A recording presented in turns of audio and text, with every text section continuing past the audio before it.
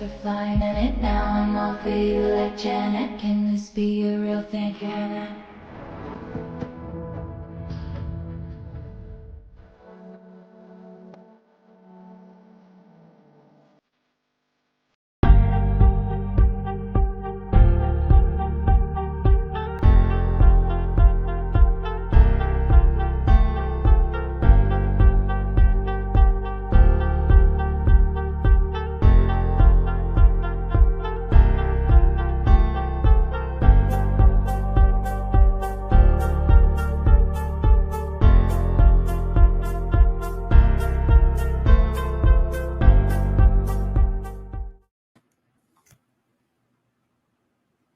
That's really, really weird. Well, it's a shit show. It should be weird. Well, I know, but it said at the beginning when I started. Uh-oh, see? But we've already started. Hello. Welcome to the shit show.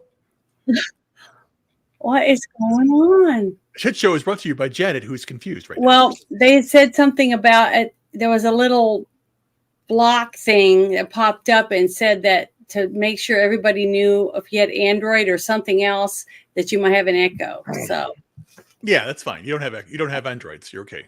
Okay. Don't I got rid of my bot years ago. Do you speak bocce? I'm sorry. I could hear an echo, so I thought that was pretty bizarre. But I'm sorry, everybody, if you could hear an echo. But I want to say hello to everybody in the chat. Oh, Jackie stopped in. Oh, Ben. Hello, Ben. Thank you for coming. Mac Thompson, thank you for stopping in. 6 Nations, 31 Kings, thank you for stopping. Chuck. Hi, Chuck. Chuck. Let's see. Is anyone else? Oh, I just want to make sure I'm seeing everybody. I've got Mac Thompson, Soy-based Jeremy. Okay. So there he is. Sorry, I'm going down the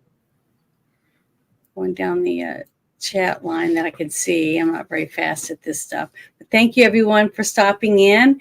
And I wanted to start off by sharing something, since tomorrow is Veterans Day. So let me see where it is. Which one is it? Okay, here we go. We're going to get Janet another monitor so she can get lost in 2 places. So I can get lost twice? Oh, this isn't the right one. Oh, darn it. Just give me a second, you guys. I suck at this. This portion of this show is brought to you by Friday night. I might have closed it already. I'll close that for you. Just kidding. Here, I'll have to put it in there. Sorry. Go to it again. I think I'll have to. Hold on. I think I know what you're trying to do here. I was wanting to play the anthem for them. That's right. All right. But I know I'm not very good at it. So, oh my goodness. Which version were you getting to do that? It didn't have a picture. It just had a flag waving. Give a link. Yeah, I was trying to do it. Okay. If Here, not, I'm going to pull it right now. And he's going to pull it right out now. Hold on. I'm going to pull it out right now. Oh, no. Sorry, everybody. That sounds like being put in. I know, right? Gosh, I did it. I've done this a few times, and I did pretty good at it. Now I can't get anything to work properly. I swear to God, I'm not Joe Biden. This is how it is with a woman. Is it working for you? I promise I'm not Joe Biden shitting up a fucking stairwell. You have to trust me, guys. Is it working? Okay, here we go, Janet. Go ahead and come on over. It says add to stage. Okay. Ready? Now we can play it. Okay, go for it. Ignore this shit. Okay, because I don't hear anything. What? I don't hear anything. Can you hear it, Ruben? No. La verga. And for those of you that are Spanish, oh my God, it really is shit tonight. we have gone and almost shit the bed screen. I'm so sorry, everyone. It's okay. All I wanted to do is play the play that for the veterans This is tomorrow. all done in honor of the current shit show of the American government. Also share tab audio. So where's the? So then tonight, Bruce is playing Joe Biden, Yeah, and Jen is playing Kamala Harris just for the last 5 minutes. I'm just I trying to know. find which tab of this. It's And I'm rubbing playing off. Tucker Carlson. Just kidding. It's rubbing off. Here we go. Terrible. I think that's it. Go ahead, share me. Oh my! Okay, hold on. Share me, Janet. Let's see. Share me. This one? Yes. Okay, here we go. Please. Got it? Sound? Mhm.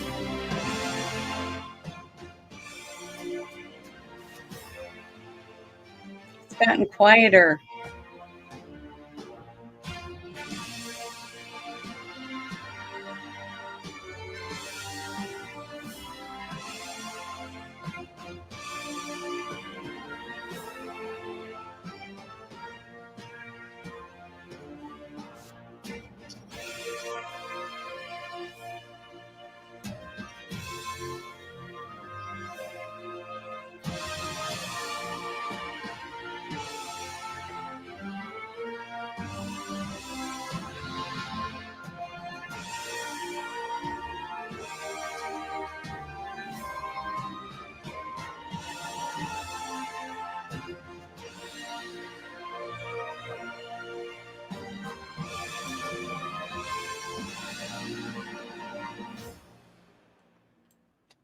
All right. Thank you so much. Chris. Appreciate it. I didn't mean to completely drop the soap there like it was a prison rape scene. I mean, Oh, I'm I sorry, but I really wanted to do that because I just really love our country, and I really love every person who's ever fought for our country. And it's sad to me that so many of them are not treated with the respect they deserve. And that was one of the things I wanted to do. And I also want to share, where is it? This right here in the chat. Right. I want to share this in our chat. It's a suicide hotline for all the veterans. If any of you can get it and share it with other people. And there's also a number there to text people because I saw this article earlier today. I was talking to Bruce about it. I'm trying to find it up in the nest again. Gosh, oh, there it is. Okay, I'm going to present this. I'm going to try to do it myself. Oh, please let me do this. Okay, can you guys see it? Mm-hmm. Okay, because it says veterans who are in crisis or having thoughts of suicide, and those who know a veteran in crisis should call the Veterans Crisis Hotline for confidential crisis intervention and support for 24 hours a day, 7 days a week. And then I posted that in there. But this is a story. I'm not going to read the whole thing. I just want to talk about it. She talked about her brother who was deployed in Afghanistan. And then, she just wanted everybody to please know that suicide can be prevented if we can just get them help so they don't feel like they're all alone. And I wish there was a way that we could do it for more. But there's something each and every one of you can do, though. And it just doesn't have to be for vets. It's free, and it mainly involves you just spending a little bit of time every day trying to reach out to people that matter to you. And if you don't reach out to them every day, at least do it once a week. Once a week, you have, like, there's 5 people that I text once a week. I'm like, hey, man, how you doing? Haven't heard much from you. What do you got going on? And we have just like a few lines of dialogue. And like 40% of the time when there's some shit going on, like things like my aunt's in the hospital or I just lost my dog. Hey, man, do you want me to swing by? Let me know. I'll be available if you need me. And just even if you can't give them that, just a little bit of time and attention. Like the male psyche is fucked up as is. It's even worse when the media demonizes your every move because you were born with a penis and you appreciate your veiny penis. It's terrible that so many people go through life trying to do as little as possible. They just want to get to tomorrow. I'm just trying to not have to disturb so many people. I don't want to get out of my comfort zone. One of your conversations with your buddies in the early days is going to take you straight out of your comfort zone, and you're going to be in a spot to where you're going to learn new things. And more than likely, if you're talking to a vet, you've already got a dark sense of humor. Yeah. You probably have a sense of humor that is like worse than like buckwheat skin on fucking Little Rascals. I mean, we're talking Ethiopian dark, okay? And that's cool because there's thousands of people like you. Just reach out, touch 5 people a week. If you want to do it sexually, that's cool. But if you just give a little attention to the people that you know that are like, hey, man, I haven't heard from you lately. What's going on? And it doesn't have to be like I'm going to have you lay on this couch and you're going to talk to me about your mother for an hour. No, don't do that. Although if they have really good stories about their mom and their mom was hot, it's great. Forward them to me. I'll read them on air.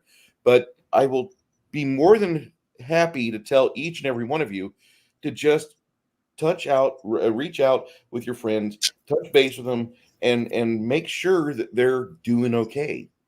Right now, everything's gone to hell. Prices are bullshit. The cost of food is garbage right now. Okay. Rent's going up. My fucking insurance just went up $40. No reason. $40 off to Progressive. Giving that to Well, anyway, but I'm saying that if you just do that, and it doesn't have to be a vet that just goes out and reaches out to vets, but if you're somebody who's willing to listen to people, just do that. It'll strengthen the bonds you've got. Maybe that's why I'm the master of indifference. Mac Thompson, there was a one time, I'm going to share some information you don't want to know, but there was a time back in 2019, I got in my car, and I had just gotten out of my overalls from my work the oil field, and I sat on the yellow jacket. He stung me in the balls, and I had my balls, I couldn't even sit on a toilet. I dipped the boys in the pool. So no. You're gonna learn about things from people if you actually just like, hey, how you doing? And if they act like like, no, I don't really want to tell you this, and like, what's going on? Are you okay? Fine. I got stung in the balls today by a yellow jacket, and the doctor looked at me afterwards. He's like, I love your HMO money. And that was about all he said. He gave me some cream. He gave me some pills, and he put me on my way. And it was bad. Oh, that's terrible. So, anyway, just reach out to people. It's one thing to throw the number out, but it's another thing entirely to grab the ones that, like, if you got people that you like, just reach out to them and be like, hey, I haven't talked to you in a while, man. Do you want to talk, or have you had anybody listen to your bullshit? Because I want to hear it. I haven't heard from you in a while, and you're a funny motherfucker. I'm sorry, I'm laughing. I endorse the exact opposite approach. Exact opposite. Go ahead. No, I'm just saying. You already said it, which is don't say anything to anybody. Tell them to fuck off. No, well, I'm I'm the master of indifference. I don't hate anybody. I don't love anybody. I'm just done with everybody. You just tolerate everyone. No, I don't. I'm at the point now. I'm not even tolerating anybody. I have basically I'm still fighting off the illness, and I have cracked. I hope I've cracked every single illness except the last one, which is the first one I got 10 years ago. 10 years ago. And I'm putting that at bay, but I'm threading the needle right now. So I'm just, it's very odd. For the first time, I didn't know this. This is how bad. I didn't know how bad I was off my entire life. I have big, thick, muscular legs. I mean, they're thick. People touch them and they're like muscular. The entire thing is muscular. You know the reason why, right? Excuse me? You were a big fella. They're Yeah, not going to be twigs, dude. what? They had to carry weight. That's Yeah, but they're big and muscular, right? So what happened 3 days ago is I'm laying in bed and I still got the legs giving me the pain, the squashing. And then suddenly I'm just like shaking and shaking and shaking and shaking. So it's hurting so much. And suddenly I hear a pop. And it was the same kind of pop I felt in my head back in January, but I felt it in my hip. And then suddenly two things happened. I felt a whoosh of energy flowing from my groin and my legs down to my feet. And then my feet started moving. They could move. They haven't moved. I couldn't move my legs because they wouldn't move. Every time I would move, I would hear a crack. So it just suddenly popped and everything just set up. And then the weirdest thing that's happened is that my legs relaxed. So I didn't even know that my entire life people would say, wow, you have nice legs. Yeah, they're good. Tighten them up. Okay, now they're tightened. Now release it. That's released. See, I'm releasing it. Tighten it. Release it. Tighten it. Release it. And then suddenly today and now it's like this. So when I walk, I'm trying to like balance this. I feel like I'm a weeble wobble because my entire body and my bones are now like loose inside my body because all of the tumors are shrinking. My diet is working, and it's a very strange diet, but it works.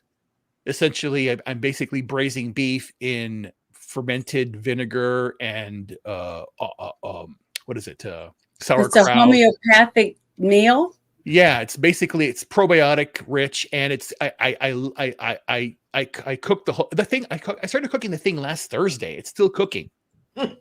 Because I cook it and then I add more stuff and then I make batches and I'm trying to like add stuff in spinach, Brussels sprouts, potatoes, beets, beef, sauerkraut, apple cider vinegar.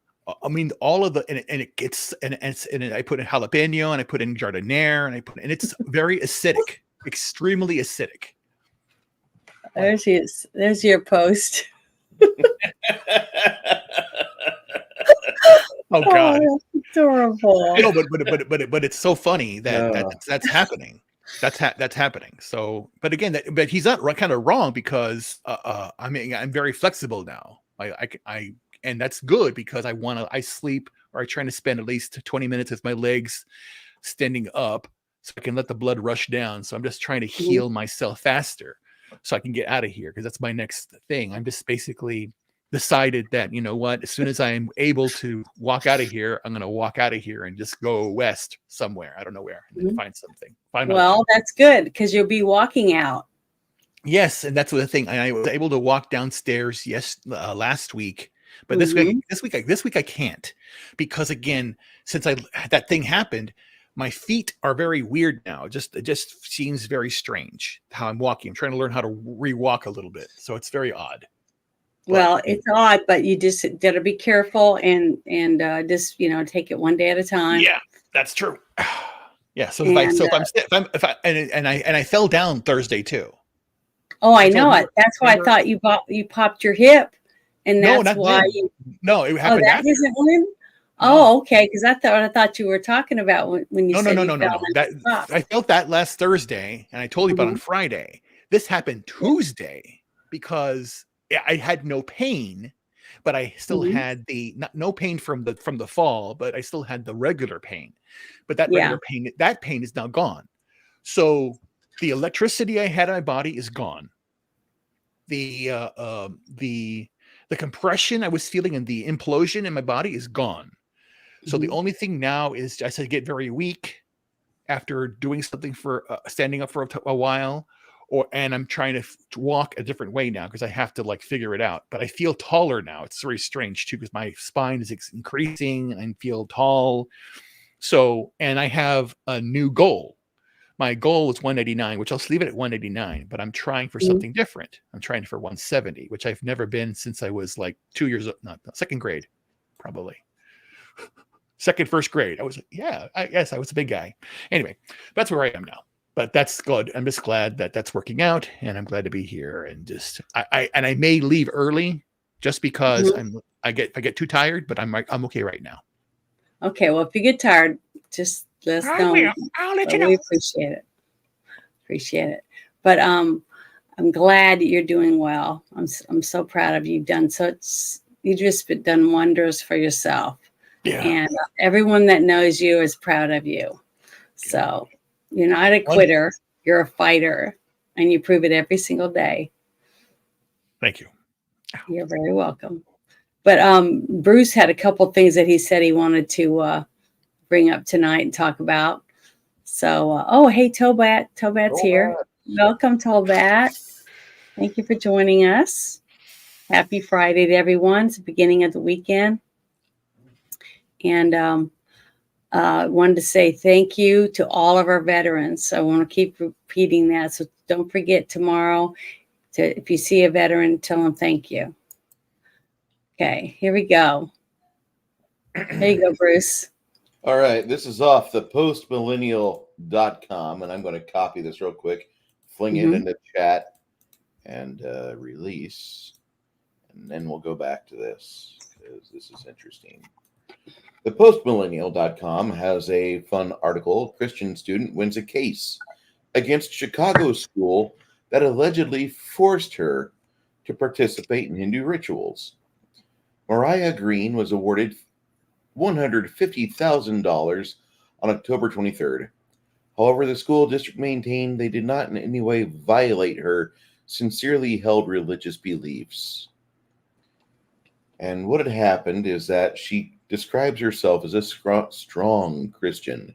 She reached a settlement with Chicago Public Schools after alleging that she and others were forced to take part in Hindu rituals. They awarded her a lump sum of money on the 23rd of last month. However, the school district maintained they did not in any way violate her sincerely held religious beliefs. Yeah. According to Fox News, Green's suit alleged that the district developed a program known as Quiet Time, in which students were taught the practice of transcendental meditation. And those who took part were allegedly made to repeat mantras. And the district claimed they were meaningless words, but Green found out they included the names of Hindu gods and argued they were fundamentally religious in nature. Mm-hmm. Additionally, students were allegedly shown a picture of Guru Devi Swami, and asked to take part in an initiation ceremony known as a puja, where the specific items are presented to the picture of Guru Dev, while the transcendental meditation instructor chants aloud in Sanskrit for about 3 to 5 minutes and performs certain rehearsed ritual movements. Now, some kids can be put in a situation where we can be manipulated, says Green, told Fox News. Because who knows what the chant could have meant and what I was putting in my mind and then channel myself, or, my life. So you just got to be careful because, like, the devil will come in different ways. During the pujas, participants were asked to place various items before the image of Guru Dev or to kneel before the image. According to Green, the latter violated her beliefs, which require her to kneel only before Jesus Christ. A guru is not a god. However, rather their personal religious teacher and a spiritual guide in Hinduism. So the district has always denied and continues to deny any liability as a result of Quiet Time. There's not been any finding of liability in this case by a judge or jury. But they did give that young girl $150,000 just for her to forgive them for saying, hey, why don't you try a new religion? Why don't we try for peace? And she's like, nope, I'm going to sue you. I like it. Well, what do you think? Do you think that sounded like it was a Hindu ritual? Actually, yeah, it does. It sounds a lot like Hindu rituals. And I know a lot of people from India because I live about a mile and a half from the USAA corporate headquarters. If you've ever called USAA, there's a 40% chance that you're going to call somewhere within my neighborhood. And I'm just going to say that we do have a lot of Americans that work at USAA, but it's really weird because there's a lot of Indian people that are working at USAA. I wonder why. it's the program. USAA, they call the call center is in Hyderabad probably, or India. They have about 12 call centers actually. Yeah. 40% of their call center staff is around here, but they have So about 12 of them people all that there. are Hindus learn how to work at call centers. Is that what you're saying? I'm not saying that. There's another story. We'll get into this into that, but we have a situation here where when you are calling out to USAA and asking them for assistance, Yeah. there's a good chance if you reach somebody that's been there within the past year and they're being fast tracked, they are probably going for their masters and they're in a program. They have to go through the call center for a period of 9 weeks or 10 weeks. And then they start going into the actual directed access chaos of wherever they got to land. Everybody that was working there starting at a certain point in this location, I should say, everybody is at the call center at first because they have to know how to talk to people.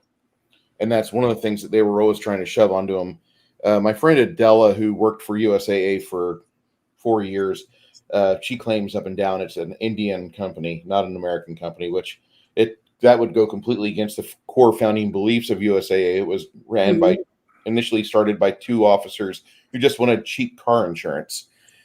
Anyway, it's morphed into a new monster, a dragon of sorts, Hydra maybe. But yeah. I would say that I've talked to a lot of these people that come in from other nations, and a lot of these people that are Hindu or India born, they come here, and a lot of them will try to keep their beliefs, but some of them will, in their 30s, kind of get away from them because they just don't like the way certain things are. And that's just kind of what the joy of being American is. You don't have to be stuck in a religion. If you don't like being Baptist, go Methodist or go Catholic or whatever. You have that freedom to choose. We have freedom to choose. Anyway, a lot of these people will say they have deeply held beliefs towards that, but there's a lot of these Hindus that I've talked to because I used to drive for Uber, and when you start your night, you just turn on your Uber thing, and all of a sudden you get pinged over to the headquarters. I was driving a couple people over to Austin once, and they were on the most relaxed conversation. We were talking about religion, and we weren't like at each other's throats. And the girl said, I would not get involved with yoga because yoga does have a lot of Hindu precepts in it, has a lot of foundations from Hinduism in it. But the better yoga you get, the more you start to unlock certain abilities, both in your own physical capacity, and then there's a spiritual antenna which your body becomes. And eventually you start seeing these different entities. You start seeing these different intelligences, basically. And you're talking with them. And that kind of goes along with the same thing that Stephen Greer's talked about, goes along with other things that other gurus have talked about. And the entire desire of Hinduism is to unlock all the chakras so you can pretty much be at peace. Well, these people have always told me, like, stay away from it because not all of these DMT entities or whatever these entities, intelligences are, they're not always super peaceful. In fact, some of them are quite hostile or have nefarious ends, and they would just use you like a puppet. So I'm pretty certain that while there's some aspects of the Hinduism, the relief and practice of spiritual yoga would be good. There's other ways you can meditate and not try to become a human antenna. There's other ways that you can find yourself. I mean, that's exactly what it turns into.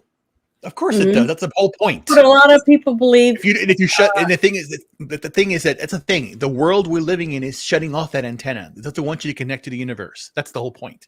That's why a lot of people believe that you should go barefoot and walk in the grass and touch ground. If I could do that without jamming my toe on a syringe, I would do that everywhere. Well, it's not the concrete. It's actually touching dirt, having your feet planted in the dirt. It's something to do with the magnetism or the electrical field coming from the planet. I mean, I've seen a couple shows that had where they took copper wire and they were sticking it down in the ground while they were doing their gardens and stuff Mhm. like that. And they were saying that they could tell the difference in the plant growth and everything. So, trying to electrify, put a little bit more juice around, how can it be bad? I mean, remember when we were It isn't first bad. here on the planet, we were all running around naked. People didn't have shoes or clothes or anything, and they ate from the planet and they slept on the ground. And look at us now. People live 1,000 feet up in the air, flying in planes, and going underwater in submarines. And we live in skyscrapers where we never even touch grass anymore because we're surrounded by concrete and tar and steel and plastic and electrical lines. And it was getting as far away from nature as you could possibly think of. So I think that's one of the reasons why most of the happy people I know that I've ever met don't live in a big city. They get to go out and fish and do other things and get to be with nature. Yep. I think that's the healthy for you, to mingle and do that type of thing. That's exactly what I'm doing. That's why I'm headed for that. And this done. I've done my thing. Tell, because you're doing everything pretty much all homeopathic. Yeah, and it's bringing you back to your roots. And I'm learning more about what I need. Mm-hmm. I never thought. I don't remember. It was barbacoa that they would do in Tex-Mex. It's actually goat. I did not know this until it just hit me right now as I'm thinking about it, because I need to get goats, chickens, and eggs, and then you have that whole goat milk, that whole thing there. And it's basically going back to the roots, because I'm basically I'm indigenous American that's my major thing. So my family tree is, the root was, in Mexico and then South America. So that's where basically you tend to figure out, why is Italian food Italian? Why is Mexican food Mexican? Why is German food German? There's something behind that. So then basically, what foods do you eat? So you're basically going by the blood type. I'm doing all these different figures, and then it works for me. So yeah, this is all good. This is all good. But again, this whole idea, they get, it's a scam. This lady got 150 for understanding a culture, and that's ridiculous. I'm kind of happy it happened, because, no offense, I really wouldn't want my kid to go to a yoga class. No offense to people that practice yoga, but I mean, if my child was with me and we're talking about religion, well, hon, you're going to go to the church your dad goes to. Well, religion's all bad. All religion's terrible. It's all a fucking scam. Did you go to Reddit? Somebody go clear, help out Ruben. No, it's all a scam. It's all a scam. I know it now. It's a scam. Especially because, think about it. We're inside a civil war right now. Mm-hmm. Between the Jews, the Christians, the Muslims, and then corporations. Mm-hmm. It's all we're living in. We're living in Games of Thrones right now, and we're all the pawns. We all believe this shit. It's all bullshit. Oh, here you go. Look at this. Boys have a penis. Girls have a vagina. Look what Max says right above that. My priest would go fucking sideways if my kid went to yoga class. That's exactly how I feel. Like, no, you're not going to yoga class. I might put her in judo or karate.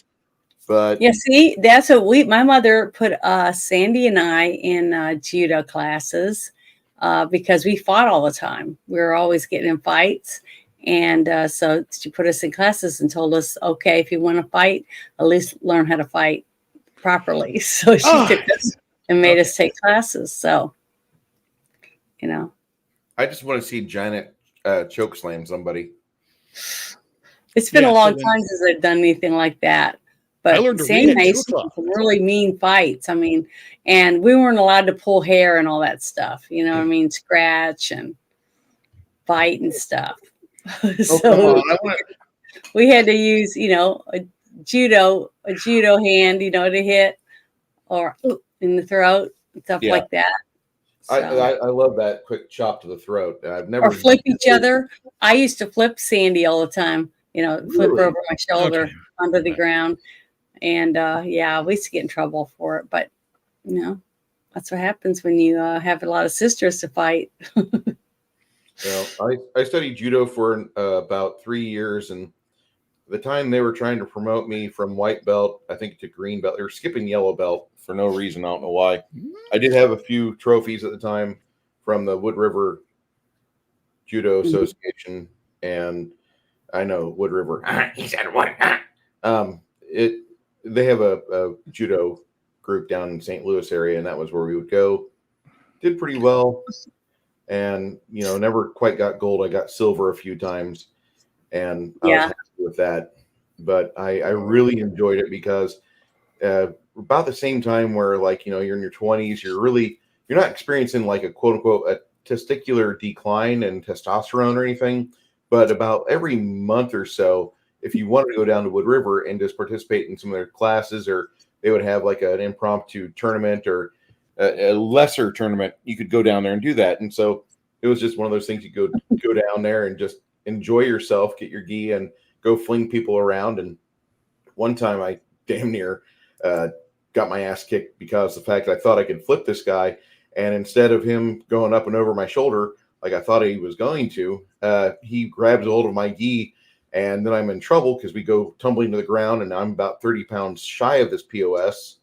And that was where the wrestling kicked in, but I couldn't get the lug off of me, and I got disqualified because I popped my wrist into his ball sack, and that like stopped the entire match. And they're like, he gets the win, and I'm like, fuck! Did you see what he was doing? Like, you put your fist into his balls. I'm like, no, I just popped my wrist in there. And the guy didn't move off the mat for like 4 minutes. It was kind of funny. Well, Actually, very funny. You don't have to wear a cup or anything when you do those kind of sports. I guess he didn't. I was wearing mine. Oh, that's bad. But that reminds me of this other thing I wanted to show everybody. If I can do it by myself. Oh, let's see, which one is it? Do it on her own. Millionaire. Here it is. This is the one. I didn't know if any of you seen this article. Biohacker Brian Johnson reveals he shocks his penis.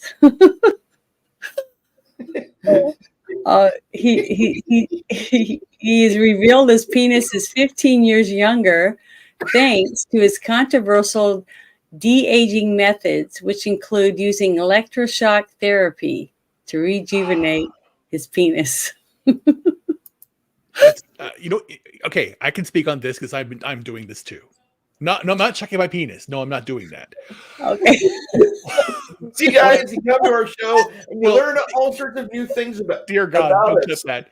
No, biohacking. I'm not biohacking with chemicals. I'm biohacking with chemistry. That's the thing I'm doing with chemistry. Mm-hmm. But the one thing I am noticing, like I said, my legs are now loose. The pain is gone, and I've lost 210 pounds. So the penis has gotten bigger. Yeah. A lot bigger. Well, that's good. Yes. So your tree gets large, bro. I know. It's gigantic now. So then. Well, you wouldn't call it a limb, or would you call it a root? Not until I have to lose about 150 more pounds. Then we're golden. So yeah, I have 151 to lose. I'm 350 today. Yes, I'm 350. Look at me. I'm 350 pounds. Look at this. This is 350. Imagine me at 199. Imagine me 170. Oh my God. Watch out, ladies. Anyway, so but the point here is, it is true that what they do offer devices because some guys, not me, I don't know why, don't lose their erection for some reason, because it's all the chemicals you put in your gullet, you idiot. I think so. Yeah, I'm not really a drinker. Well, all I know is that when I started working out, or a smoke, I don't smoke more at all. than once a week, and I started working out every other day, I'm in the mood all the time. It's good for you. It's good for your health. And when I do yoga.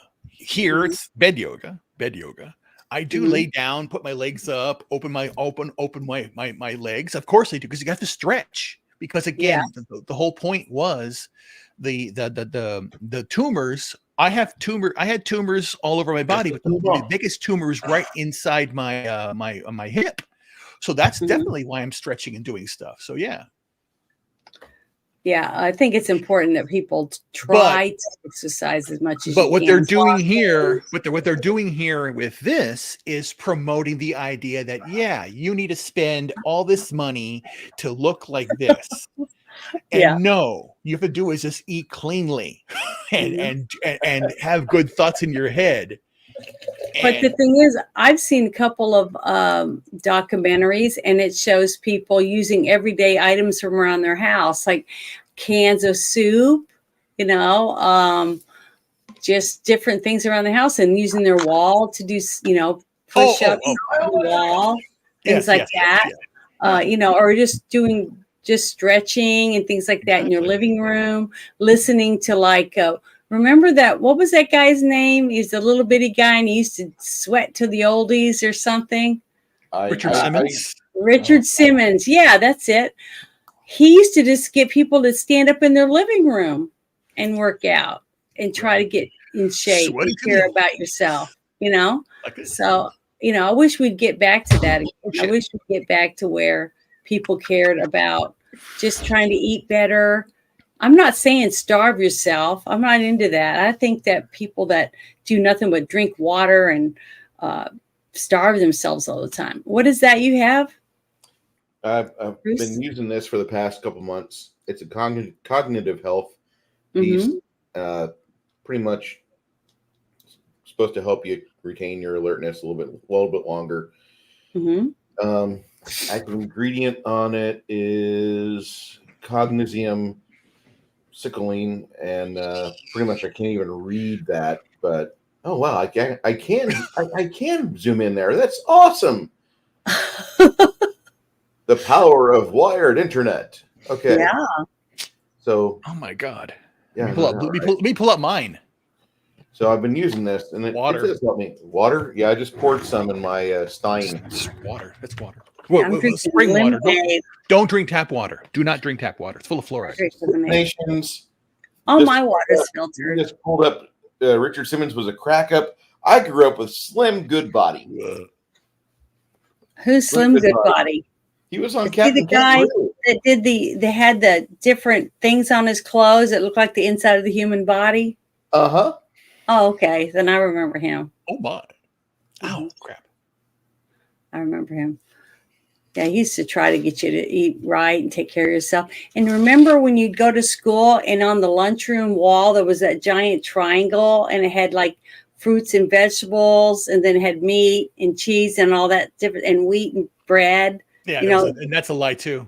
Yeah, it was to try to get people to eat right. And it's like, I don't hear anyone talk about any of that stuff at all. Because that pyramid is fucked up. It's stupid. It's dumb. Well, I know, but I'm just saying, it seemed like they cared more about what you ate for lunch and stuff years ago than they do now. Because now you can go and you can get pizza and stuff like that. You know what I mean? For lunch. Yeah, but the thing is that's people's choices. People choose. And again, it's duality. People choose to eat the food they want to eat, but then the food that they're giving you it makes you addicted to the food you're eating.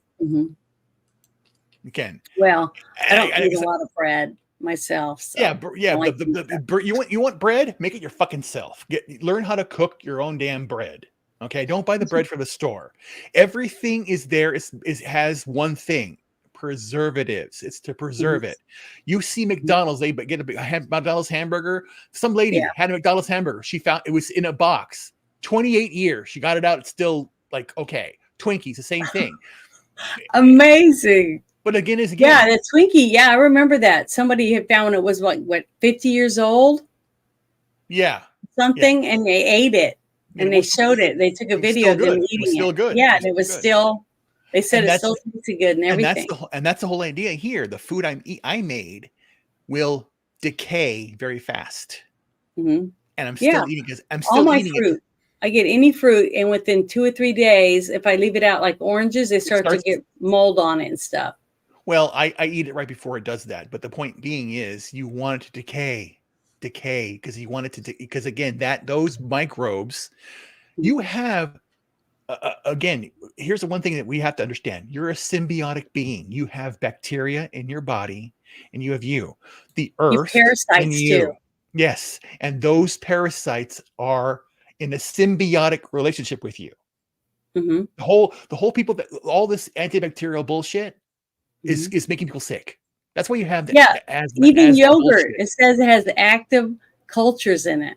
Eat that. Well, then, eat kefir. But kefir's better. But the whole idea here is you have to, again, take this in control. But what's going on back here? And then you have people with choices.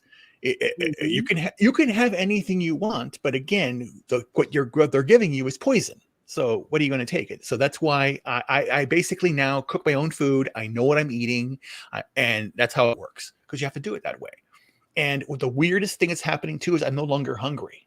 I have no desire for food, but I do eat every day because I need to continue the process because I'm still trying to replenish the bacteria in my body with good bacteria. And I have, but it's so strange to not have any pain and then to go to the bathroom and then just have the cleanest bowel movement you can ever have is good. Yeah. It's just, Having one every day is good. Well, you don't need to have it every day. I'm an overachiever when it comes to this stuff. What do you mean? Going to the bathroom every day? About 3 times a day. Well, this depends on everyone's different. Your metabolism's different. But that one thing about him talking about doing the electroshock therapy on his wee-wee. Okay. Yeah. Well, yeah. I don't have a wee-wee, so I don't have to do that. But lady, have a good night, sir. Oh, good night. There's nothing wrong with that. Bye. But I do have one of these little, it's like a triangle shaped pad and it's got electrodes on it and I put it on my stomach and I'll wear it while I'm cleaning the house and stuff. And you can turn it on and it gives you like it's like a little electric jolts and it tightens your muscles up. So it causes you to tighten your stomach muscles up, different things. So it can help you. If stomach's code for vagina. Just kidding. But really, people do use it. I mean, you go you say you get carpal tunnel, you go to a therapist and they'll put a thing around your wrist and give you a little shocks, to help stimulate the blood vessels and stuff right under the skin. So that's basically what it's for. And that's what I'm trying to do by being able to, if I don't get to go to the gym that day, I try to work out on my elliptical and use, whatever I have to use it. But the thing is, if you don't ever try anything, nothing's going to work. Yeah. Right. And just, it's true. And you have to remember something. You are an electric being. You're made of your electricity is everything that runs inside you. Mm-hmm. It's a biochemical electric machine. That's what you are. I believe that. I believe that we all are some form of electricity. But I do believe that we are not all set up the same. I think some of us have more magnetism than others, and that if you don't ground enough, like I said, by putting your feet in the grass or going outside, getting the right amount of sunshine, even if it's just your hands. A lot of people don't realize that your skin, every inch of your skin will absorb sunlight, and change it into vitamin D, things like that you need. But a lot of people just don't get any sun. And I think that's another reason why a lot of people aren't well, and you can usually tell by looking at some people, they're so pale, you know what I mean? That they look like ghosts, that they're untouched. They won't have any freckles or anything because they never go in the sun. What are you making? This is a vitamin C concoction. I went to CVS today. It's moving. Yeah, it is. It is. It's a very moving drink. This is their 1,000 milligram vitamin C supplement. It's the raspberry flavor. I pound this. I pound 3 of them. And just to give you an idea of what it's got, each pouch has got 1,000 milligrams of vitamin C. And Mhm. then you've got some thiamine, some riboflavin, niacin, vitamin B6 is at 588%. I mean, I'll just let you look at this because this will zoom in. This is fucking great. But I mean, you get some really good B vitamins in here. This probably causes me cancer too. Orange juice is just sugar water. Orange juice, yeah, it's basically sugar water. I like orange OJ. Don't get me wrong. It has no orange juice in it. It really, even the You're one that says better off to go grab pasteurized. oranges and just eat that. Yeah, eat an orange. Yeah, I try to do that. I tried to have bananas, grapes, or oranges. I try to change it up every week and then try to eat a piece of fruit every day, a fresh Yeah. piece of fruit, Jam either it. before I go to bed or when I wake up in the morning. At But it's least so one funny. piece. I walk into the grocery store and all I see are fruit plates in plastic. The fruit's already in its own container. Yeah. Yeah, there's no such thing as excessive amounts of vitamin C. Vitamin C is a wonderful bonding agent. It finds tissue anywhere. And so you can have like 8,000 milligrams of it a day and not hurt yourself. Thank you, Elena Spaulding. Yeah. But, that's it. But the thing is, if you don't ever make But an that's effort, you're yeah. never going to find out. Well, that's a shit show too, Bruce. You know that, right? What? The What? whole vitamin C thing, the whole vitamin thing was a whole bullshit too. I'm going to beg to differ because I think that if you have airborne 1,000 milligrams vitamin C, a vitamin D, Airborne. That's bullshit. That's a scam product. It's been proven. I disagree because I've been Okay. on that vitamin D, vitamin E, and it's 1,000 milligrams. I mean, one of these is 1,000 milligrams, but I take 3 of them because I just like a big drink. I hydrate. Placebo effect works all the time. I've not been sick since I've started doing this. I know. Your mind works. Your mind does it. I don't think it's just the mind. I think actually it's the fact that I'm on the cocktail. Okay, good. And again, I don't know what's going on. And I'm 100% responsible for my health. So that's basically it. But yeah, I take vitamins. My health is not the greatest. I mean, Janet saw my leg the other day. It really hasn't cleared up much, but I've started. What is it? How is it doing now? It's leg. What happened to your leg? You got a bunch of ant bites. What? Oh, that looks a lot better. Oh, that does look a lot better. I could tell. That looks way better than it did. Yeah. If I got bit up that much, I would have went to the emergency room. Yeah, I was in bad shape. My shape. allergies. I found an ant nest on top of the septic tank, and I didn't realize they were on me in my pant leg. Whee! And then all of a sudden, I'm like, why the fuck is my leg itching? And I pull my leg up, and I've got like 70 ants on my leg, and it just, that sucks. I eat things with tortillas and rice and potatoes and ham, so I'm sure that I'm going to die at an earlier rate than most of you, but I'll be happy as fuck because I love bacon. I love bacon. But it can't be too crispy, but it can't be too chewy either. It has to be just right. Winky's like, Bruce, you can wrap that leg around me anytime. No homo. I just saw something which made me sad. I'm going to share this real quick. This is a kind of a sad story. Not going to try to drag everybody down. Okay, well, go ahead. We gotta do this. And this is a news story off Delish. Get off. Kevin Bacon reveals why he never eats bacon anymore. Here's the adorable reason, and that's a good thing. Bacon. All right, so he's fully embraced the farm life, and there's no more pork on his fork, or goat, for that matter. So yes, that means Kevin Bacon no longer eats bacon. The bombshell reveal he spoke to with People magazine for the magazine's Sexiest Man Alive issue. The reason for ditching pork is actually pretty surprising and kind of adorable, if you ask us. Kind of gay. Gay. Because he found a pig. He's got a pet pig. He's got pet pigs and goats on the farm in Connecticut. Yeah, fuck them. Yeah. I no longer eat goat. I no longer eat pig because I have goats and I have pigs. My wife is actress Kira Sedgwick. It's like, we can't get any more animals because you're going to stop eating everything. Groomers are groomers. Yep. I love animals, and they're a joy to be around. They're very, very calming for me. The thing is that most farmers I know, they have like some animals that are pets, and they have animals that are definitely not pets. Yeah. And that, I mean, even the old time farmer that's not a quote unquote a dairy farmer, he still has his old cow Bessie that she still gives up a half gallon of milk every other day. You know, he's going to treat her pretty well because that's a gallon of milk he wasn't getting before. Yeah.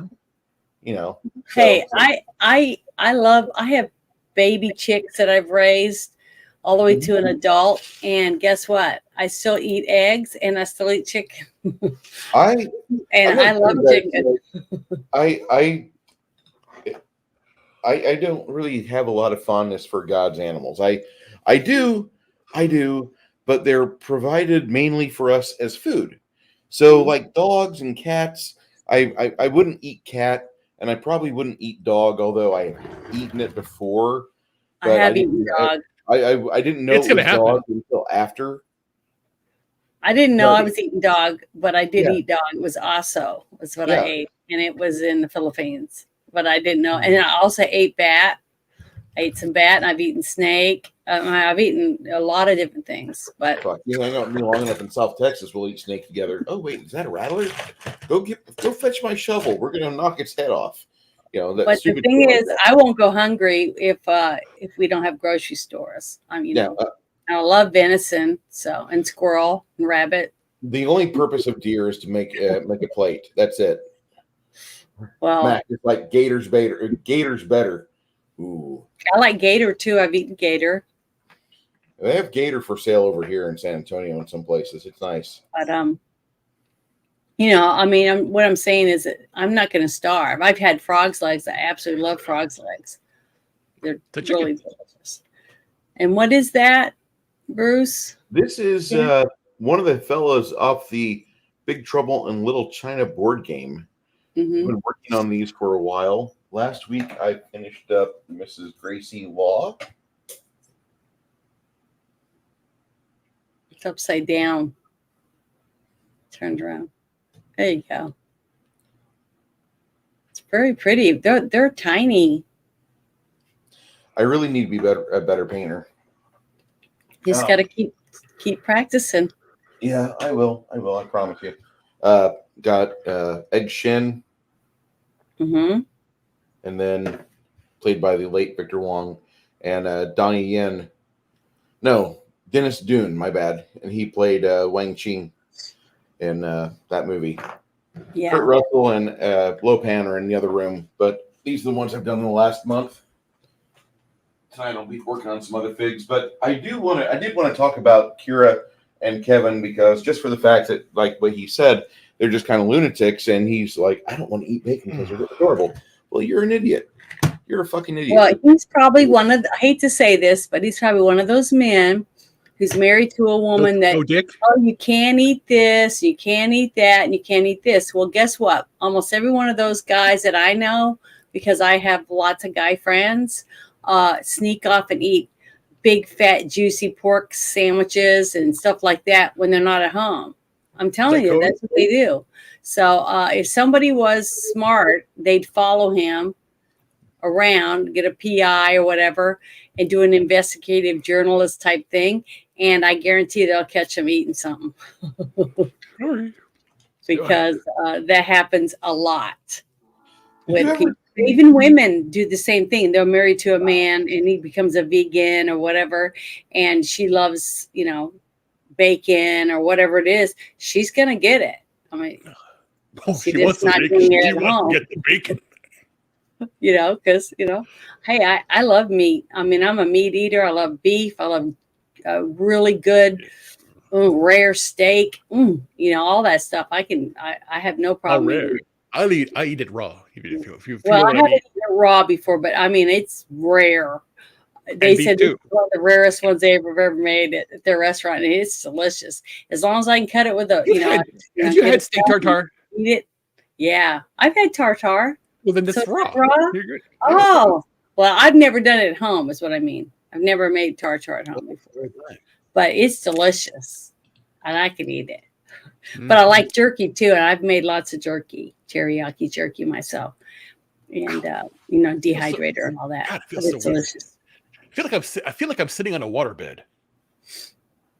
Is it a waterbed?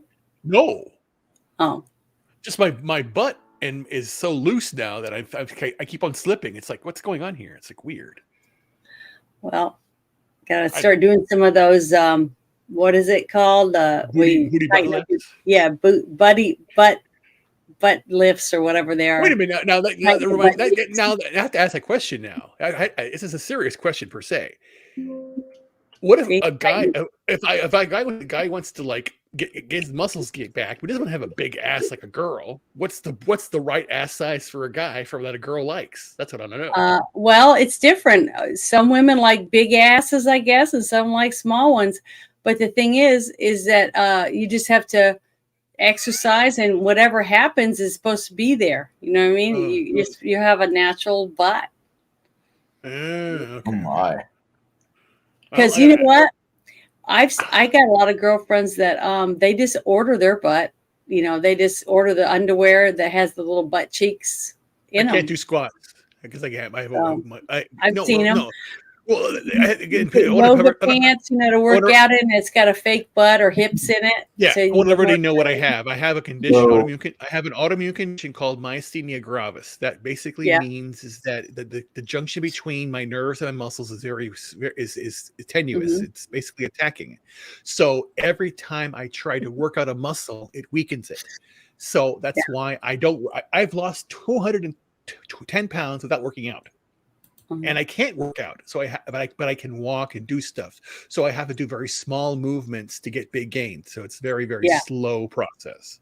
Well, that's good. Walking is one of the very best exercises anyone can do. Well, I can't walk yet, but I know. But I know. Walking is. I mean, it's one of the.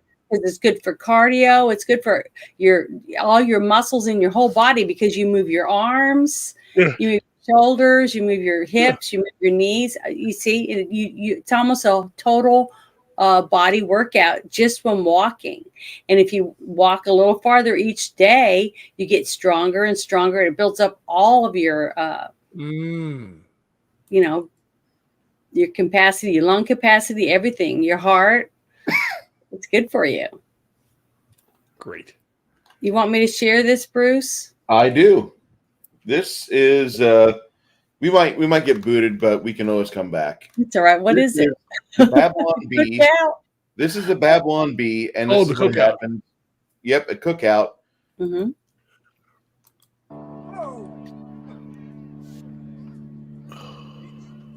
Hey. Hi. Hey there. Thanks so much. I haven't seen this before. I've been to a real backyard barbecue before.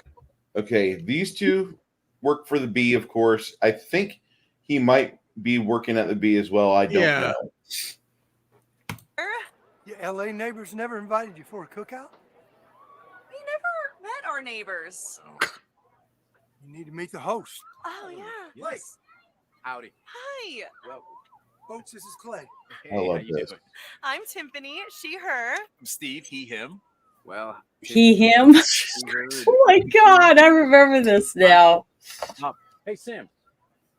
Why don't you just meet these new neighbors that we have? They're the ones that Kevin was telling us about. Oh, yes. Well, welcome to our humble little hacienda. Hey, mi casa es su casa. Oh, I know. That is said way too often in Texas. I hate it, but I get it. Mi casa, you casa? Mi casa, su casa. I've never said that in my whole life. This was the first time I've ever said that. I've never said it either. I tell people to get out of my house. Just kidding. I hear that a lot among the upper, like, you hear that from upper class a lot of times here. Oh, this one. Vato. Go Doyers. The Latinx love me. My gardener Javier nicknamed me Caranito. It means he cares. Anyway, we brought a salad. It's a quinoa kale salad with a balsamic reduction. Jennifer Aniston ate this every day on the set of Friends. Well, bless your heart. There you go. I like that one. Well, let's give it to the rabbit. They are exactly like you described them. Thank you. That's so sweet. I better go check on the ribs. You two have fun, you hear? Ribs.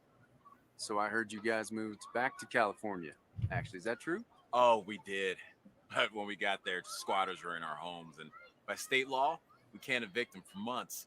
So we moved back. You shoot him. He had no real right to the house anyways, it being on the traditional and unceded homelands of the Tongva, Chumash, and Kitch peoples. They must be rich then. People think this shit. They think this. They actually believe this crap. I know. wish it was not. That's why it's funny. I know. People really believe this crap. I know. Oh my goodness. Well, we are about to eat. So we're going to say a few words. A land use acknowledgement. Grace. I don't get it. Pray. Oh, like the emoji. Exactly. Oh. Just like that. All right, everybody. Why don't you guys come on over? He's got a gun on his They leg. haven't complained about the gun yet. That's what Yeah, that's what I said. He's got a gun on his belt. We just pray. Bless this meat we are about to eat in the name of Jesus. Who was a person of color. Everybody said. Jesus Christ. Stay. Stays. All right, let's get you guys some food.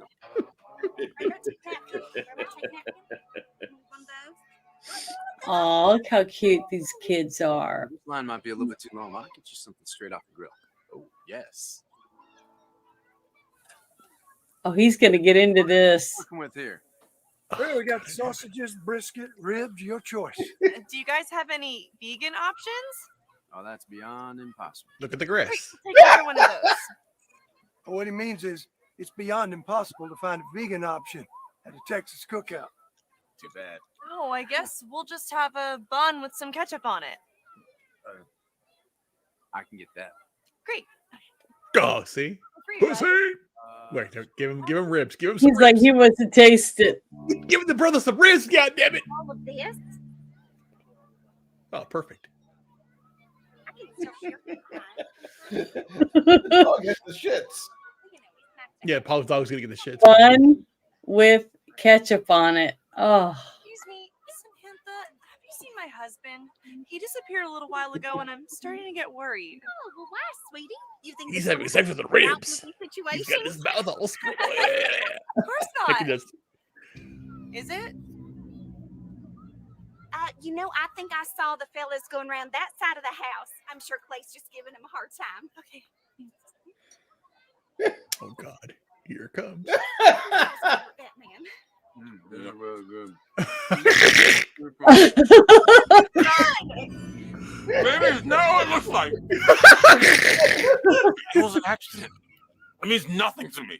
I just slipped and the meat fell into my mouth. It was Just not eating. crazy. I don't even know you anymore. Baby! Don't go. Not yet. Please don't go. Real clothing. Oh, man. oh my God, it's so good. But that's exactly what would really happen. So Just this like is I you should- said- yeah, this is why you send this to every African American town or black town in America. Forget that. But that is exactly what I was saying about what happens probably with, any person who's supposed to not be eating certain things. Right. They sneak off and get it because they don't want anyone to know. Yeah. They want to pretend. Yeah, but that's so. I don't know. Wait. Yeah, but I never did. Never mind. I never did that. If I wanted something, I just did it. I don't. If she never. Well, I never it's asked. 'cause you were raised differently, but a lot of these people, they think that's the whole way to actually survive is to just hide. Yeah. All right. Are you still Sad. sharing on me or no? No. Yeah, I can see you. This one isn't, but I'll put it up there for you. Yeah. There you go. A while back, we had a guy that he was getting some charges levied at him because he was just fundraising and had some weird things, envelope stuff with cash in his jacket pockets and a old suit. Yeah. Lots of lawsuits. Well, this just happened today. FBI seized phones, iPad from New York Mayor Eric Adams, and escalation of fundraising investigation. They seized it from Mayor Eric Adams this week as a part of an investigation into his campaign fundraising, his attorney confirmed Friday. This happened after the mayor attended a public event Monday night, according to a statement from the mayor's attorney, Boyd Johnson. The FBI approached him after the event. The mayor immediately complied with the FBI's request and provided them with the electronic devices. The mayor has not been accused of any wrongdoing and continues to cooperate with the investigation. This is going to get kind of interesting, I have a feeling. Came days after federal agents searched Brooklyn home of Adams' top campaign fundraiser, Brianna Suggs. That search prompted the mayor to cancel a planned trip to meet with White House officials in Washington and instead come running back to New York. Adams, a Democrat, said nothing publicly about the phones being seized, but he met with reporters on Wednesday and said he was not aware of any wrongdoing by members of his campaign team. He expressed confidence that everyone working for him was following the law. In a statement Friday, Johnson said Adams was committed to cooperating with the probe. He also implied that wrongdoing had, in fact, been uncovered, but did not say what. So, an individual had recently acted improperly. The spirit of transparency and cooperation, the behavior was immediately and proactively reported to investigators. He said that this apparently, somebody is wronged, has acted wrong and poorly. So they've started to decline comment in Manhattan. As a former member of law enforcement, I expect all members of my staff, that's a funny statement, all members of my staff to follow the law and fully cooperate with any sort of investigation. I will continue to do exactly that.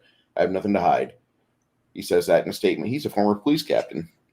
So anyway, he's at an autism awareness event in New York U on Monday night, and then this week has been just a shit show for him. He had no idea of any improper fundraising, and the FBI is now treating him like a Republican. I wonder what's going on. I wonder why. Well, you know why. I know. I think I know why. Isn't he the one that said he didn't want to have? He wanted somebody to do something because he didn't want all those illegal aliens. Yes. In his city, Yes. And they got mad at him. So they said, "Well, this is what happens to people who don't do what they're told." Right, exactly. I think that's what happened.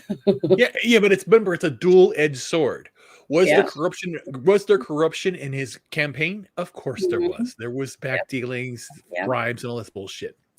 So they hold that over you, and then but don't say anything. We'll give you what you want, and then they dump all these people, and he complains, and then they say they release the hounds. That's what they do. They collect dirt. That's all they do. And they is everybody. They collect dirt on you. They collect dirt on me. I have nothing to hide either because I'm going to tell you everything. Ask me a question that you think I won't answer. I'll answer it. That's the whole point. That's what I do because they can have nothing. So that's the whole idea. These people are always afraid.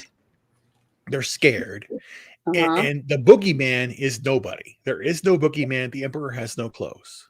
Well, you are your own boogeyman. Basically. I am Baba Yaga. You know what I mean? Because everyone should know that we are our own worst enemies.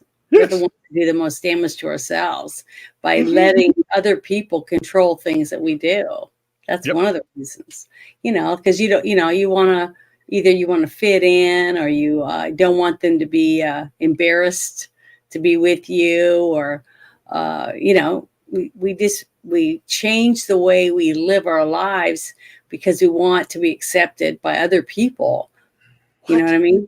And once we get happy with who we are and don't try to modify the way we live just so we can fit into other people's boundaries or whatever, and then we get happier because we eat what we want, we do what we want, and we do things for the right reason. If you getting in shape or doing anything, if you do it for yourself, like quitting smoking or any of those things, you're doing it because you want to do it. And that way you're not going to end up going back and doing it again because you did it for the reason it should do it for. It's yourself. So you're all right? Yeah. He's getting sleepy. But I was trying to see what the other. There was something else. I was trying to remember. Oh yeah. Do you want to, Bruce? Do you think we should talk about the that stuff about the journalism in Israel? If you have the trailer for it, go for it. Yes. Wait, hold on. Let me remember which one this is. So let me. Oh, the next circus.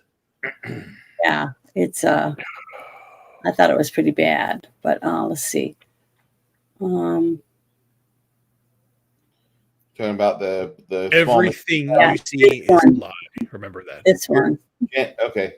Did you guys see this about Israel demanding from CNN, Associated Press, Reuters, New York Times over claims freelance photographers were embedded with the Hamas to cover the October 7th attack?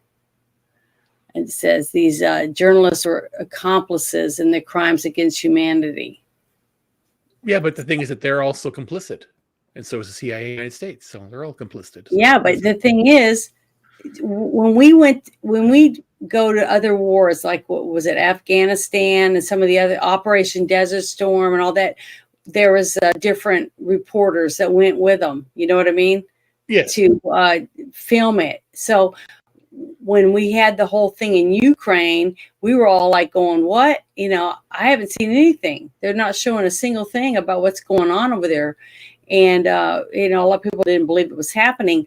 They didn't show anything that happened exactly right at when they were doing this, when they went over the border and started dragging families out of their house and, you know, shooting them in the head, dragging them behind their trucks and all this type of stuff. But now we're finding out that actual reporters went in with these people and took video and photographs while they were slaughtering all these women and raping them and children, raping and killing children. That one mother with her newborn, that was not newborn, but a toddler that was wired to each other and then burned them alive because they knew they were burned alive because their lungs had soot and stuff in them, which they breathed in because they were. This is going to go nowhere. If this is going to go nowhere. If it does, I'd be very surprised. Yeah, because but this Israel is for this. See, look at this. So is the United States. So is Hamas. They're all responsible. That's again. Yeah, all of them are responsible. But the thing is, the fact that we, the normal people, are getting to find out about it, that's what I'm shocked. That's what shocks me, is the fact that somebody was able to get it out to where we're finding out about it. That's the difference between back then and now. You see what I mean? Mm-hmm. That's what's going to make a difference, is that we now know about it. Yeah, okay. See, that was the girl. The day after she was killed, I got a... The day after? God, video.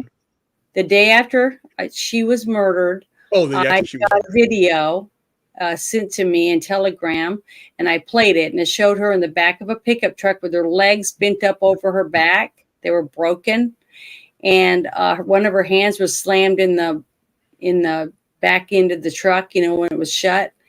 And they were saying that her mother was saying it wasn't her, but you could tell by the hair and everything that was the same girl that was at the little what was it, a musical thing they were doing out at a music festival. Yeah, they were out there, and that's where they took her from, and they raped and murdered her and were dragging her behind her vehicle, and then they put her in the back of the truck, and they were taking her to Gaza and all that stuff. But this girl was not dressed in a military uniform. She wasn't doing anything but at a festival listening to music. And what they did to her was because supposedly she was a Jew, and that's why they wanted her dead. But the thing is, it's not even a war crime, which you would follow the Geneva Convention for, because she wasn't a soldier. Nope. She wasn't doing anything. She was slaughtered like an animal by animals. And the fact that these reporters went with them and took pictures of her going through all that stuff is sick, and they should be all put to death. I think that's what I truly believe that. Well, again, all those people that were involved in that. should be Again, killed. this is another. It's another sham. It's a perpetuating propaganda bullshit. All of it, and they're using real lives. It's basically sick. Yeah, it's just It's, what it, it it, just. it is gladiator games, is what it is. It really is. But bread and circuses, they don't care. They do this to just to build up the war machine. That's all they're doing, and the money machine. That's all they're doing. I know. I know it's for money, stuff like that. And the only thing I think we should send over there are the people that want to go there. But All the the thing is, people protesting here, we should send them. That's the money they should get. We should But send the- them more help to but the Gaza. warning here is religion is evil. Completely. I know. I would just send everybody that's hates America and is preaching pro Hamas or pro whatever. Why don't we just put them in planes and send them over there and let them stay over there? Yes. Well, To me, that sounds like a really good idea. Michigan. All Michigan is again.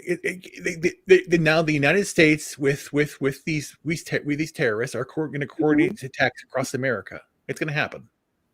They're all going to do this because they want chaos. They want you to complain enough that you need them to help you. Patriot Act all over again. It's stupid. Again, ever since the creation of the UN, every single war has been manufactured. Vietnam, Korea was manufactured. The Treaty of Versailles was the blueprint for World War II. Yes. Yeah. Again, all of these treaties, we're dealing with people who just want to control and are using you as pawns. It's basically a live Squid Game per se, or no, it's Hunger Games per se. It's Hunger Games. The reason I say Hunger Games is because we have influencers. You had Kevin Bacon and Sarah Sedgwick. They're influencers. You had the TikTok person. You have OnlyFans people. They pay these people to keep you preoccupied, to keep you like OnlyFans, to keep men checking off and not doing anything. That's what they want to do. They don't want men to be involved. And the schools are telling women they don't need men.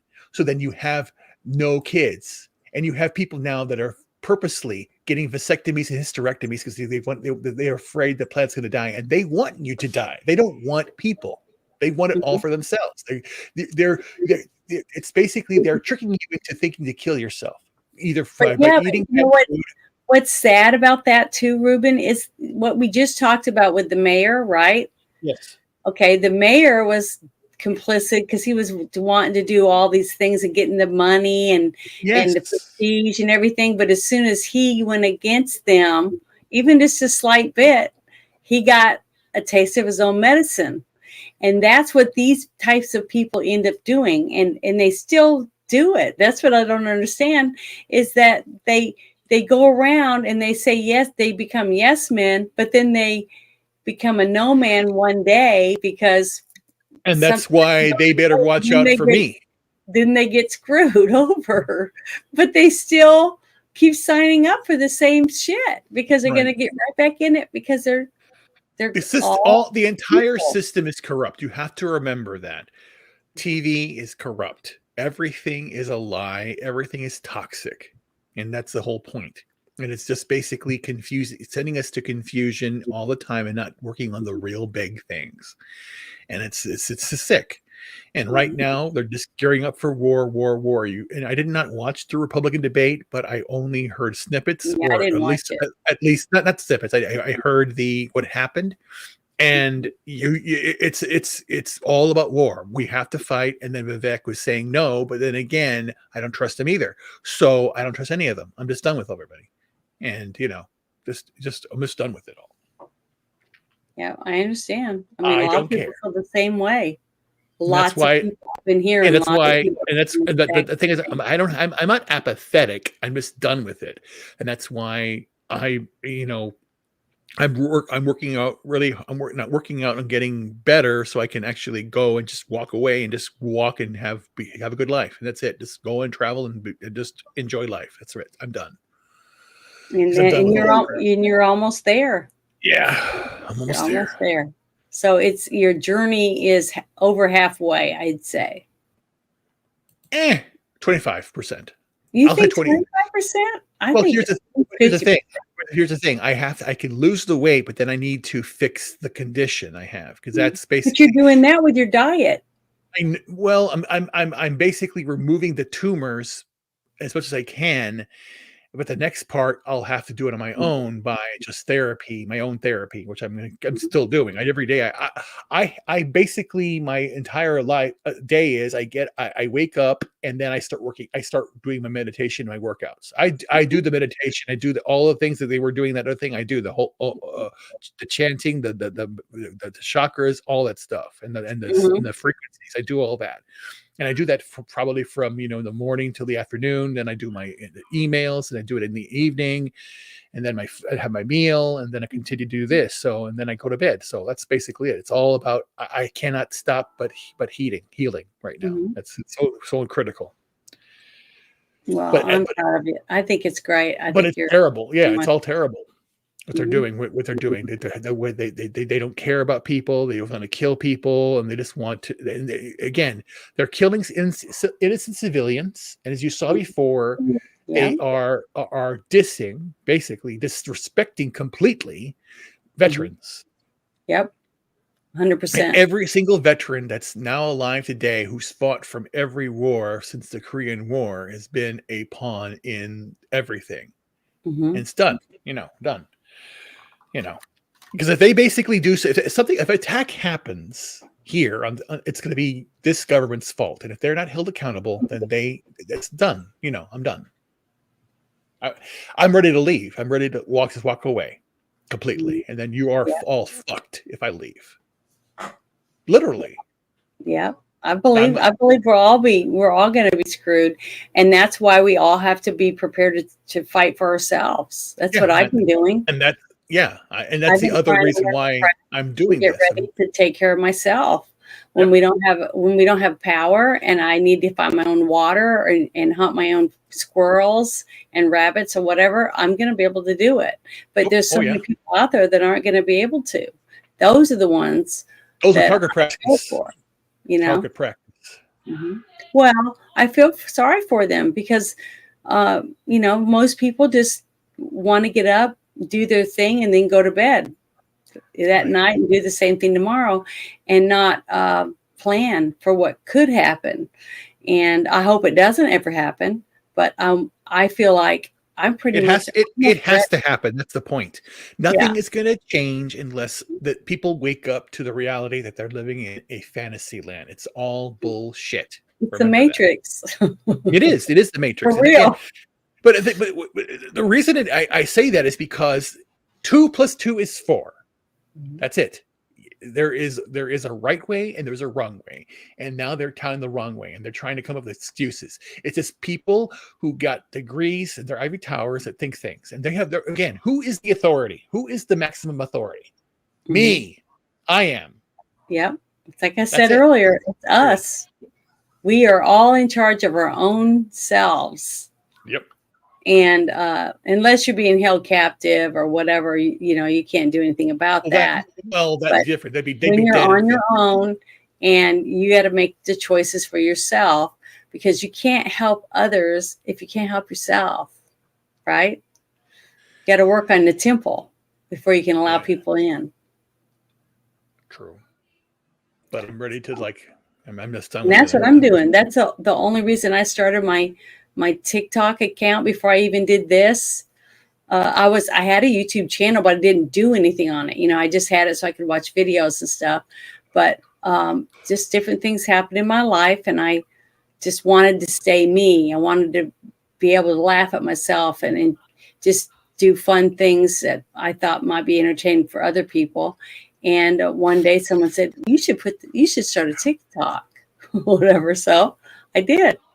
And then when YouTube started doing shorts, I thought, what the heck? I'll just put them on YouTube too, since I already do it.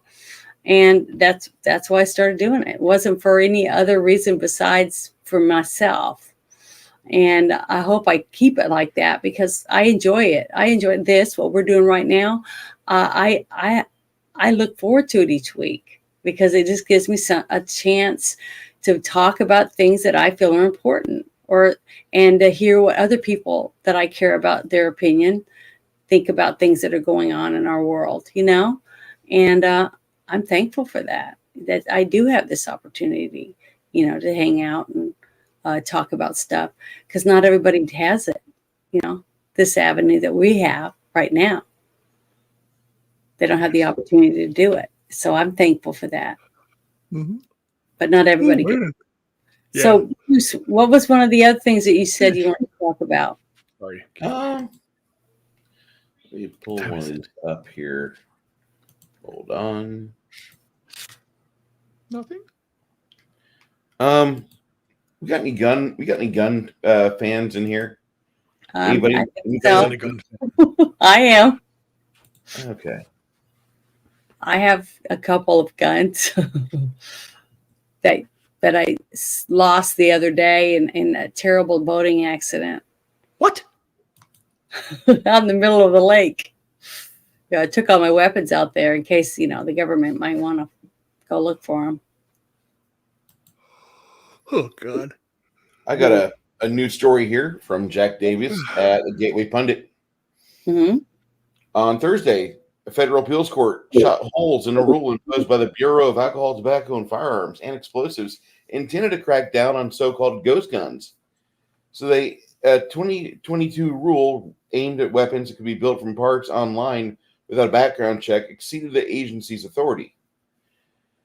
Now, all the three judges on the panel were appointed by former Donald Trump, the president of the United States, according to readers. Cody Wisniewski, a lawyer from Firearms Policy Coalition Action Foundation, said the ruling was a massive victory against the ATF and a huge blow to the Biden administration. And so the rule redefined the legal meaning of firearm, frame, and receiver as written in the Gun Control Act of 1968. The lawmaking power and ability to transform policy into real-world obligations is solely the legislative branch. Jesus Christ. I gotta agree. Mm-hmm. But I mean, they attempted to take on the mantle of Congress to do something with respect to gun control. That's not the province of an executive agency to write laws. And so they nixed this. That's it. I'm building my own gun. Mm-hmm. Well, I think that's great. That if you can do it, you should be able to do it. That's what I think. Yeah, I can do anything. I'll do anything. Anything I want to do, I'll do. That's my motto. One thing I wanted to share with everyone was something. I recently moved, and I'm getting all settled into the state of Arkansas, right? Oh. So I wanted to share. Where is it? Here it is. I wanted to share this with everybody because I'm really proud of this woman. Oh, this is going to get a lot of people fired up. Okay, well, I just want everybody to listen to this. I'm going to make sure it's turned up. And I want you to be able to, can you guys see it? Yes. Yes. Okay, I'm going to play this for everybody. A lot of Democrats by being here tonight. They like to pretend that they are the party of women. They don't like that the very first woman to ever serve as governor of Arkansas is a proud conservative Republican. Oh, yeah. Well. And my message to them is very simple. You cannot be the party of women if you cannot tell us what a woman is. Mm-hmm. Nice. The truth is, it's not even a question anymore between right and left. It is normal versus crazy, and the left is doubling down on crazy. We've got out of control inflation, violent crime, an open border, a rising China. Biden and the left have failed over and over again, and they know it, and you know it, and it is time for a change. Damn. That is why tonight I am so proud to endorse my former boss, my friend, and everybody's favorite president, Donald J. Trump.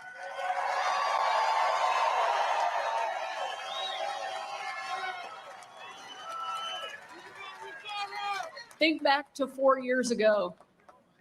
Our economy was booming. Gas was cheap. Homes were affordable. People were thriving. President Trump put conservatives on the Supreme Court. He cut taxes and he rolled back Obama's big government regulations. He made us energy independent.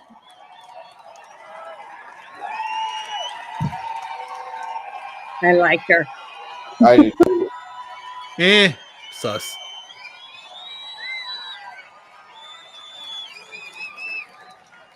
He cut America First trade deals.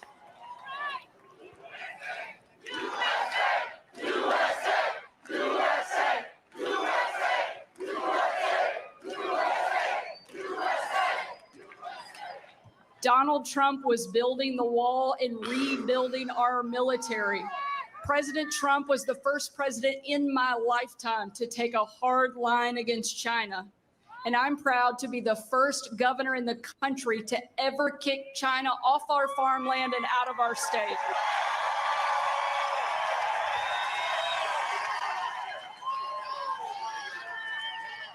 Under President Trump, ISIS was destroyed.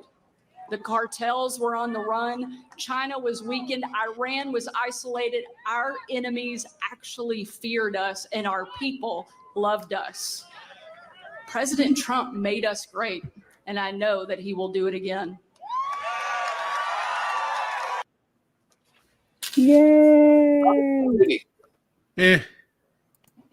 I wanted to play that because I got to get it. I don't remember where it is, but I'm gonna find it and I'm gonna post it in my Discord, and I guess I'll post it on my YouTube channel because I'm in one of her commercials that she did. Yeah. So I did hear a few people, but I will definitely put it in there. You've seen it, Bruce, right?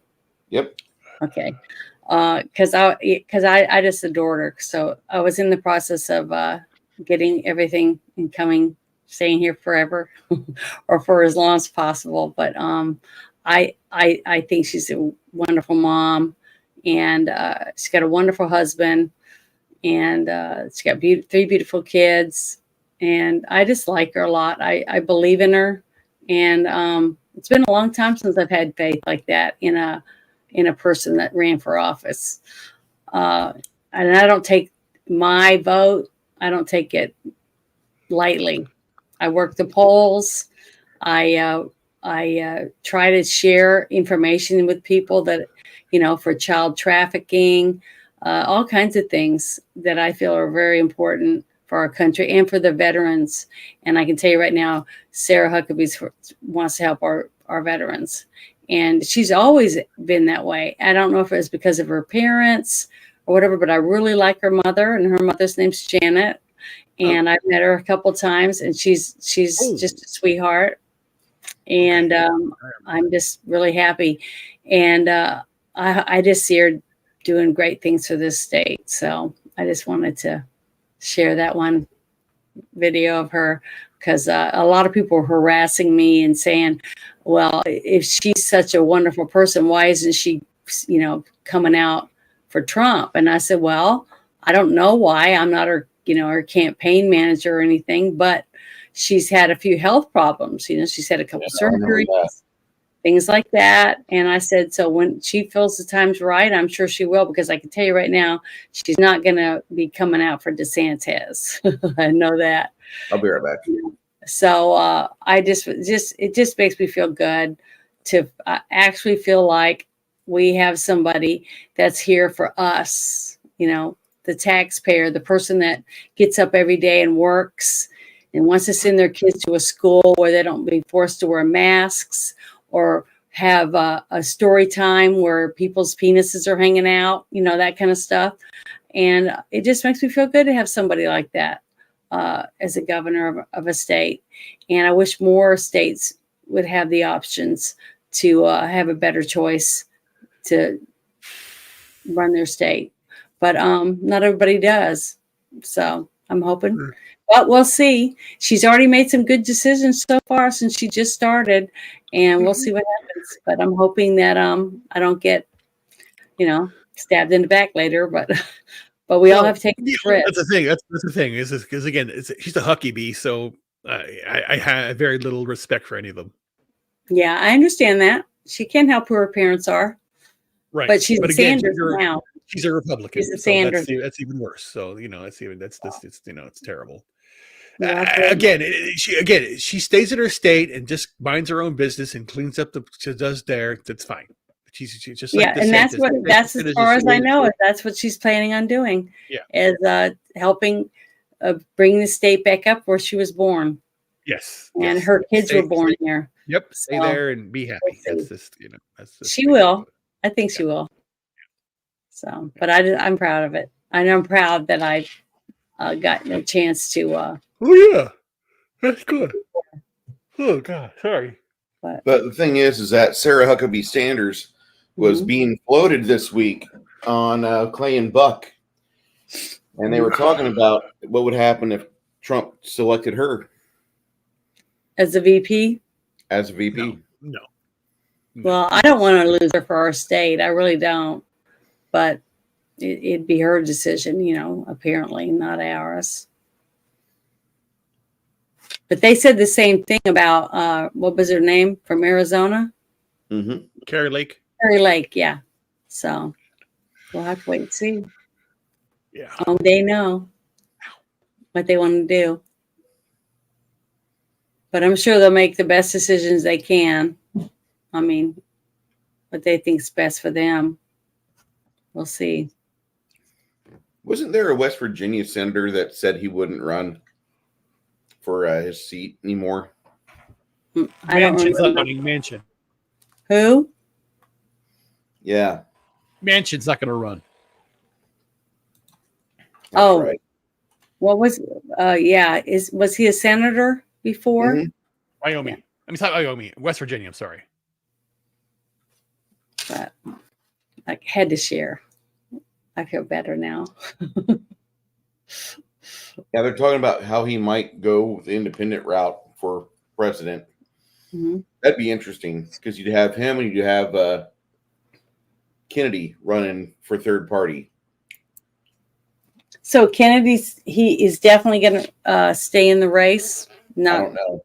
I have no idea. I think he's out of gas.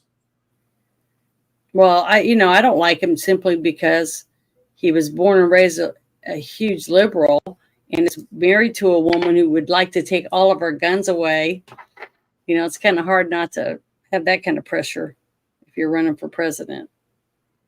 And I'm sorry, that was, the First and Second Amendment are real important to me.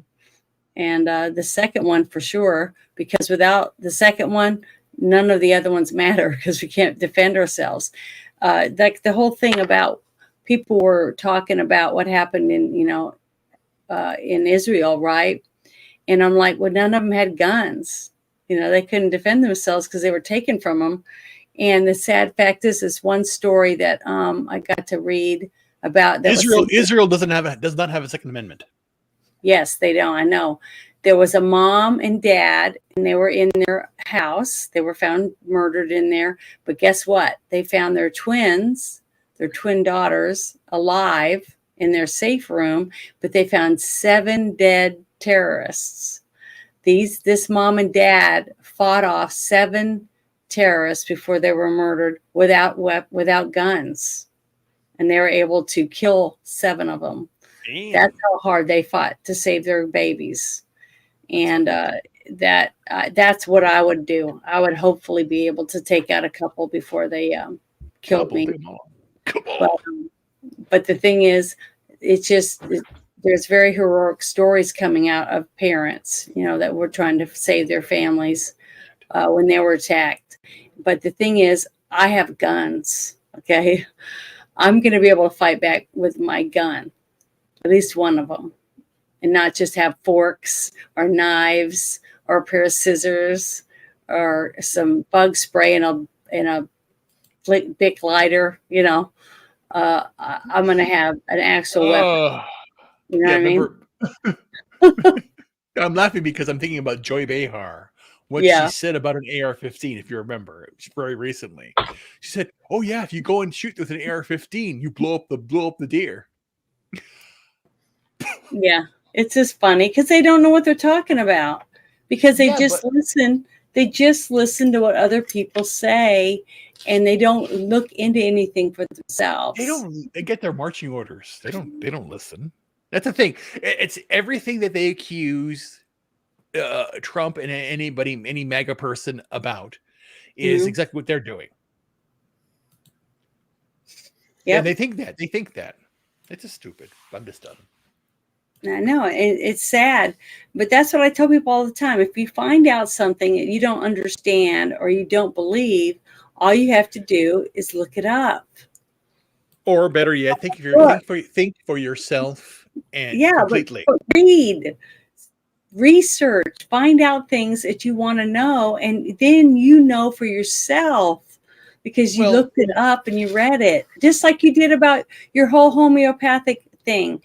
The reason it's being successful is because you took the time out to find out as much as you could, and you're still researching to find the best avenues for yourself. And that's what I tell people. And the one thing I did do, the first thing I did was not listen to the fucking doctor and get another opinion, because I didn't hear what I wanted to hear. And that sounds weird because, again, nobody in a third world country has problems like this. You go to a third world country, they don't have trans bullshit. They don't have all of this like irritable bowel syndrome. They don't have these stupid things. They don't have what's the thing they have? Bunions or the bullshit on their feet. They don't. They don't have bad necks and cricks and all that stuff. They also don't have an 84-year average age either. A what? They don't have what? They don't live to 84 years old on average. Yeah, either. they do. They do. Not all. Well, the majority of those that take care of themselves, they do. So that's the whole point. It's all. Are you talking about places like in a sandbox? Or are you talking about places like? Yeah, all stuff. I'm just talking about people. If you are left to do, no, I'm not talking about a city like Manila and all that stuff. I'm talking about the countryside. You're on a country villager can live a long life, normal. When I think of Iceland or Sweden, I don't think of the cities, the metropolises they have there. I think of like remote places to live. Yes. Now, when I think about the sandbox, I think of like they're going to die. Like they're going to be 50 years old, and there will be a war there. And I'm not talking that. Not that definitely, but then again, that right there is Africa's problem. They are the ones that started the slave trade themselves. Blacks enslaved blacks. Africans enslaved Americans in 1800s. Listen, right? The Africans were the only ones with the slave trade. Fucking Irish people were part of the indentured servitude community. Yes. Then you have the schlups out of fucking England in 1780s, I believe, and they were in Western New York, and they got captured by indigenous people here in the States. And if you ever saw pictures of these people, they have the softest chins known to man. Okay, so you look at him, you're like, oh, he's definitely getting captured. He might get raped. So I'm just saying, like, there's the servitude thing, the slavery thing. That's not just relegated to certain parts of the world. It's put everywhere. There are more people in slavery now than ever before. Agreed. And our country is the #1 country for child trafficking. Yes, because again, they don't care about kids. We're #1. So many people just don't want to know about it. They don't want to hear. It might ruin their breakfast or their coffee or their dinner. We don't want to talk about that right now. We're #1. We're #1. Sorry. I got a video pulled up since it's the halftime. Okay, here we go. On the 1st of November, one of my sports icons died. Bobby Knight, a man of culture, a man of discipline and hard work. He led some people to some rather good victories. There was a few movies made kind of about him. Hoosiers, I believe, is directly inspired by the good work he did. But this is a secret audio taken during one of his fiery "fuck you" speeches. We're going to win this game despite your shitty performance. Here we go. You want to play, then I'm getting the fuck out of here.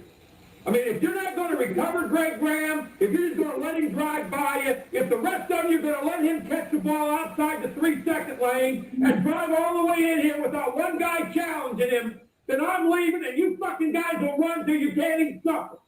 Now, I'm tired of this shit. I'm sick and fucking tired of an 8-10 record. I'm fucking tired of losing to Purdue. I'm not here to fuck around this week. Now, you may be, but I'm not.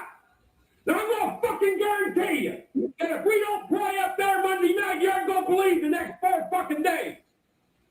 Now, I am not here to get my ass beat on Monday. Now, you better fucking understand that right now. This is absolute fucking bullshit. Now, I'll fucking run your ass right in the ground. I mean, I'll fucking run you. You'll think last night was a fucking picnic. I had to sit around for a fucking year with an 8-10 record in this fucking league. And I mean, you will not put me in that fucking position again. Or you will goddamn pay for it like you can't fucking believe. Now, you better get your head out of your ass. I miss that man. I used to enjoy watching him throw chairs across the court, scream at his players. And you know what? Those kids that were on those fucking teams that grew up and became responsible adults. Anyway, I thought that would be a good halftime show for us. Yeah. Well, I don't know who he is. I'm not really a sports person. I know who he is, and I don't give a shit. I don't know who he is. I'm sorry. It's sports. Sports is bullshit too. He's a collegiate sports guy. Yeah. He led Indiana to quite a few victories, a few good impressive years. He had a better winning record than many others that have enviable fucking budgets, and the guy still was surrounded by men who didn't want to go to work. I liked him. He was also a fucking good coach. My bad. Oh, he was a coach? Yep, he was a basketball coach. I wonder why he was yelling at all those people. But I'll get something I want to share. Go ahead. But hold on. I gotta share the screen. God, this sucks because I'm just not very smart. Here you go. I don't know how to make it bigger. But can you see that? Yep. See this person right here, Ruben? Yes. There, that's me right there. And this is one of Sarah Huckabee's Sanders Instagram things for her commercial when she was running for governor. Oh, so you're in the white? Yep. Yeah, that's me right there. Okay. And I was waiting for a couple of other people that were coming in behind her. Okay, I see. That's me. So I click there. Click there. Can you click on that? Just click on it. There you go. And then there's the other one. So that's you right there. Okay. No, that's me. But since I'm bragging now because she made it, so okay, I can say turn it off. Nice legs, Janet. Nice legs. Thank you. But never, I just wanted people to know that I was in there, so it was fun. It was hot. We were all hot and sweaty outside. We got to go inside, but you got to do a little interview and talk to a few people. It was great. I thought it was great. Good. So I just wanted everybody to see. I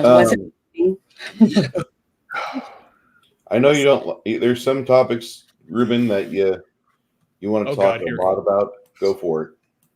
Who, me? No, nothing. I don't care anymore. That's my motto. No, I'm just done. I'm just done. Like I like the Marvels movie came out. I don't even care. Yeah, I don't either. I'm not going to go. Are you guys finally getting to the point where you've hit your rock bottom on your pop culture? Like no, well, it depends on what pop culture is. Because again, I've never been a part of pop culture. growing up. There's a lot of things that people have done that I've never done, and I will never do because it's stupid. I mean, I'll tell you this. I walked out of the Captain America movie back in 2012, and I was happy I saw it. I called my mom and dad. I said, I just saw a really good film. Captain America was really good. My dad's like, oh, that's awesome. And then about a week later, he went to go see it with his friends from his job, and he's like, yeah, it really was good. And when mom and him watched it together on TV, they what was it, TiVo or DVR'd it, and I think it's still on their save file. Okay, my dad watches that movie about once every 2 years or so. That's his favorite of the Marvel films because that was what he kind of grew up with. In the shadow of World War II, there was a bunch of comics that came out, and Captain America kind of lost his luster after that. But you have his uncles and his father who were always talking about it because they like comic books, and Captain America was like a all-American guy. And Never read a comic book in my life. Never read a comic book in my life. Right. Why? I don't know. I never have. No. But I get it. I get the whole Captain American thing is good. Yeah.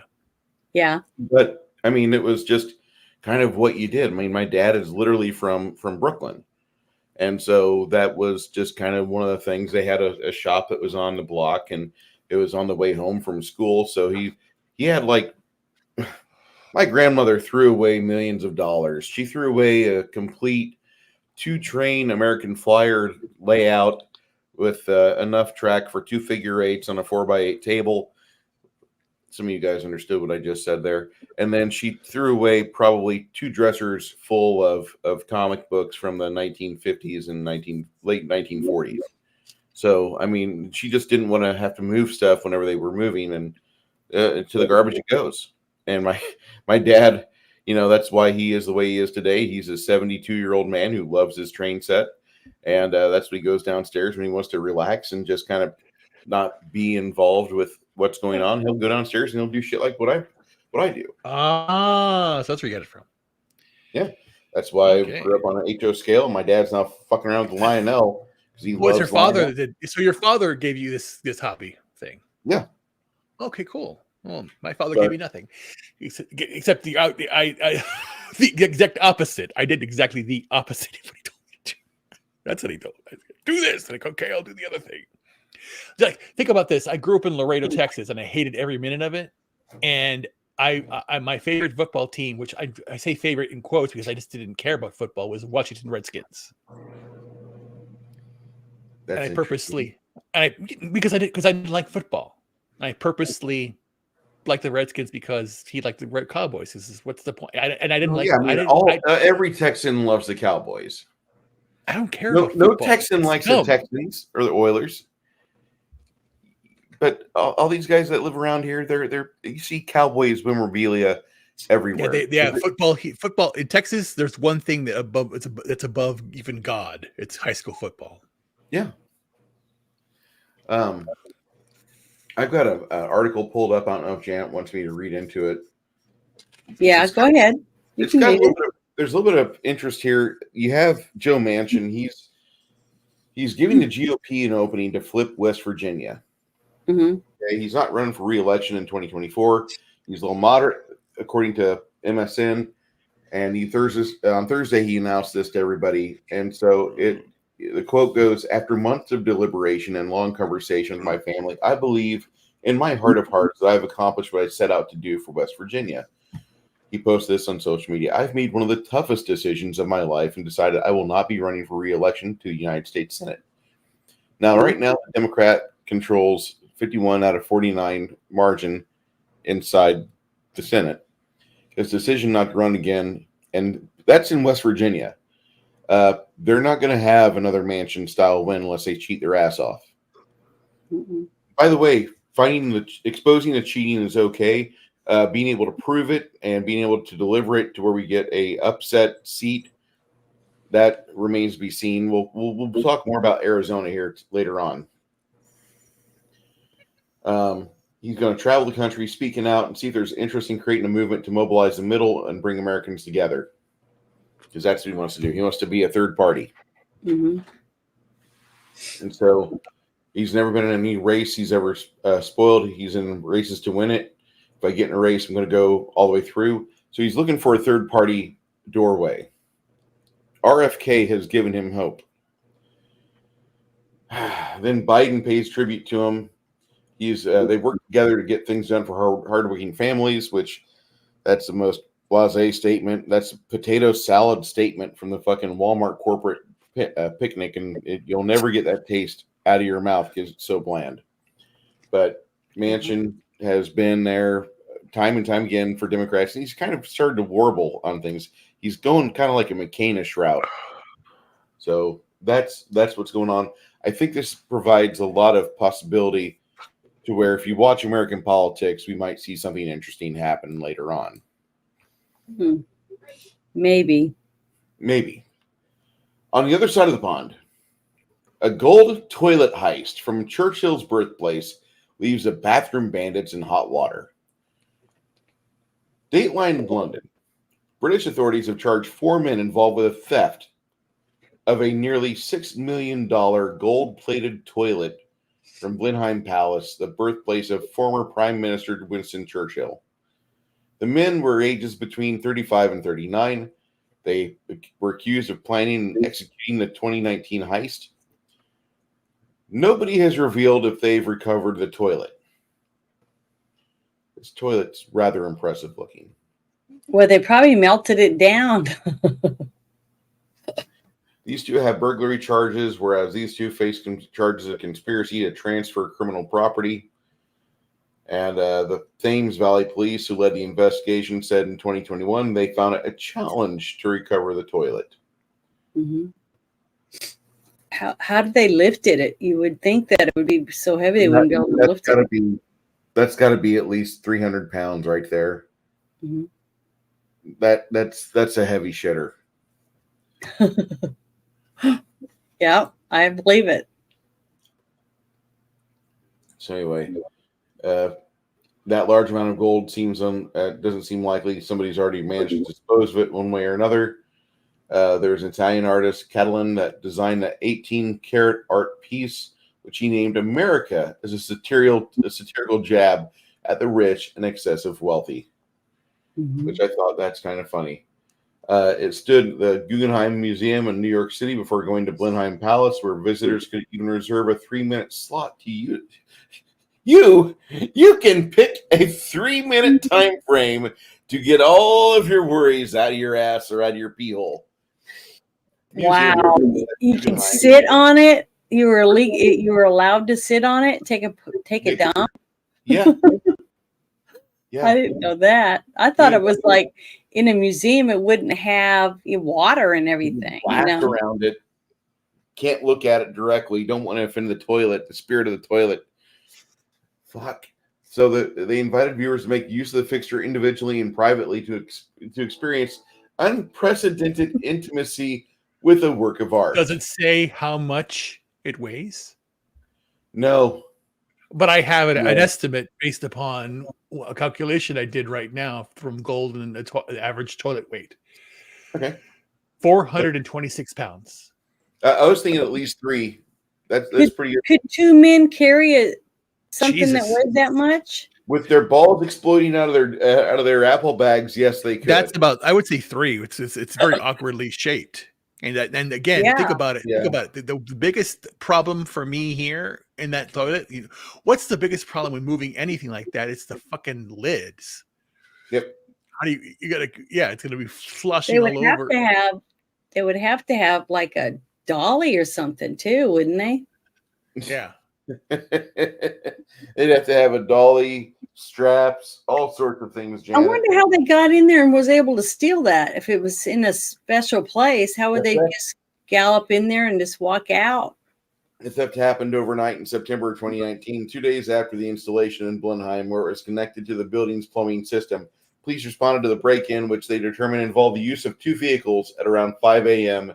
It caused flooding and damage to the stately manor, which is registered as a UNESCO World Heritage Site filled with priceless art and furniture. So this has got the Duke of Marlborough. Churchill is a grandson of I've never even heard of it before. My whole life that I ever heard about someone having a solid gold toilet.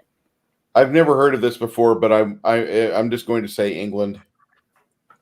King of England. King of England.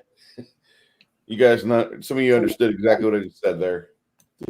That's a pretty funny story. They were able to do that. I've got the other story pulled up. The really neat story about the little town in Michigan. Okay, yeah, that one about the people getting voted out or taken down. Yes. Okay, good. Yeah, let's do that one. I forgot about that one. It's just that it's funny when I put them up at the top, they don't have that name. They don't have the same. Tribune247.com reports residents of Green Charter Township in Michigan voted overwhelmingly on Tuesday night, the 7th of November, to recall all 5 members of the town's governing board after they repeatedly ignored local opposition to building a production facility for a Chinese company tied to the ruling Chinese Communist Party. Yay. In December 2020, they agreed to a $2 billion deal with Goshen, makes electric vehicle batteries. And while Goshen's headquartered in Silicon Valley, it has a parent company in China. Area residents immediately reacted and opposed the plant, expressing concerns about negative effects on the environment and potential communist infiltration. That's what Blaze said in a November 8th report. Oh, fuck. So, this is all 7 members of the Green Charter Township agreed to that $2 billion deal. And while the spread of communism may sound far-fetched, corporate documents explicitly require Goshen to set up a party organization and carry out party activities in accordance with the Constitution of the Communist Party of China and ensure necessary conditions for carrying out party activities. China is our number one enemy, one angry resident yelled at a board meeting last spring. My family members fought communism and you're bringing it right here, says another. Over past several months, Green Charter residents amassed enough signatures to force a recall election for board members who otherwise would face re-election next year. Tensions between people on the board and residents reached a peak this year that 2 board members, Mr. Peak and Mr. Todd, already resigned their positions. On Tuesday, more than 1,000 Green Charter residents showed up to cast their ballots to oust the other 5. So, I'm surprised that there's how many people? 5 people on their board? There were 7. Okay, 7 people in one small town agreed to sell out the whole town. It's $2 billion. I mean, I know, but it just I can't think there wasn't one person on this board that said, well, this isn't what's good for our city or good for our town or my children or my grandchildren in the future. How is this going to help them? You know what I mean? We have to allow the Chinese in. That way the Chinese will help us with our pronouns of the future of America. Well, I'm just shocked that every single person on that board signed up to do something like that and hurt the rest of the people for a measly part of $2 million. They don't care. I know they don't care, but that's what upsets me about the whole thing is it wasn't a single person out of the 7 that didn't want to take the money instead of wanting to do the right thing, which was the right thing for the city. This is an analogy of a larger problem. No one wants to do anything. No one's willing to step up and do something. That's the point. Until somebody does it, which I'm going to do, and watch out, because that's what. As soon as I fucking stand up, you're going to find out this is going to all end. This is all bullshit. So I'm itching to get this thing going. Well, I'm excited for you to do it too because I can't wait to see the journey. You're gonna be fucking scared. You're gonna say, "Really? Is this true?" And everyone's gonna start screaming when I tell the truth. Like I said, you're living in a lie.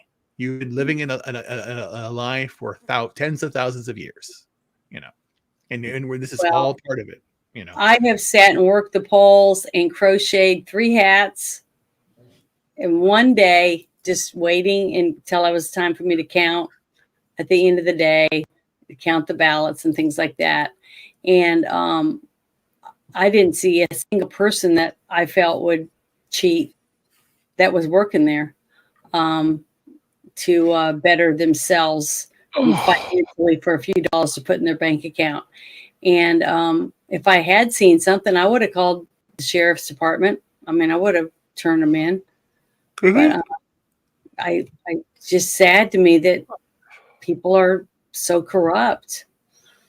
You know, I guess some people make fun of me that have met me when I've gone to bigger cities or whatever, talk to people, because, you know, I was raised basically in the military and I just wasn't exposed to what every other town, I guess, or schools and But exposed to what? Again, are you saying this about yourself, or are people saying this about you?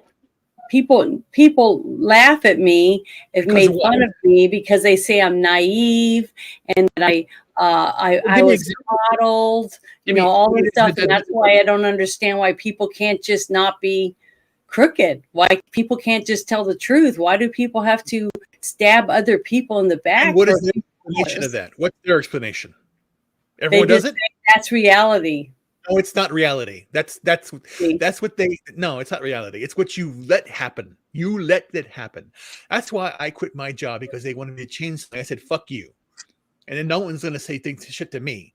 And again, again, the doctors told me, "Oh, you have to take all this medication." No, they want. Sorry, they said you have to get surgery on your wrists and your neck, on your thymus removed, and all this other bullshit. I said no, and it says refuses treatment. Yeah, fuck you. I refuse treatment. You're not a doctor. You're a fucking monkey. You were taught something and you're doing it, and you're doing that because you don't care about people. You just want your money. Doctors want money. That's all it is. Done. And again, it's all about the dollar. A dollar's fake. You fucking idiots. It's not real. It's not money. Money. It's not real currency. It's fiat. It's not real. It's fake. Yeah. Always has been. I know, but that's the thing. And again, I knew that. That's why I only do crypto. But then I had to sell because of my illness, and that's why I'm in where I am now. I have nothing now, and that's fine, because again, you're not going to have anything either. All your 401k is going to go. Stock market's going to crash. You're going to have nothing. And I'm just glad to see everyone lose everything, because they're going to lose it, because they believe that. My former partner that I worked with, she's going to lose everything. She's already pulling it out. She's terrified. And I go, yeah, you're gonna be terrified. You're gonna be homeless. So fuck off. That's it, basically. So again, because people believe that the system is going to protect them. It's not. It is not. I know, and that's why I've seen more and more people that are actually starting to start prepping and things like that, because they're realizing that if the grid goes down, you know, our own government shuts our grid down, where you don't have access to electricity. You can't fill up your car with gas. You can't go to the bank and get money. You can't go to the grocery store because stores aren't going to have food and stuff that you need, or it's going to be very rare. And it's going to be a riot. I mean, think about it. I don't know how many years ago it was years ago when it was that one Christmas and there was people fighting over like Cabbage Patch dolls. That's every fucking Black Friday, which is also another fraud. Yeah, and there were fist fighting. Black Friday is bullshit. Same thing with the toilet paper right before COVID. You know, But here's the thing. They have Black Friday, and then they complain about everybody killing themselves. They want you to kill themselves. They want you to fight over a fucking toaster and not care about the government, what's going on. They want you to watch a fucking movie or go to a concert or do whatever they do, and eat garbage all day. They want you to do that. The obesity problem is not a human problem. It's them. They're poisoning you to do it.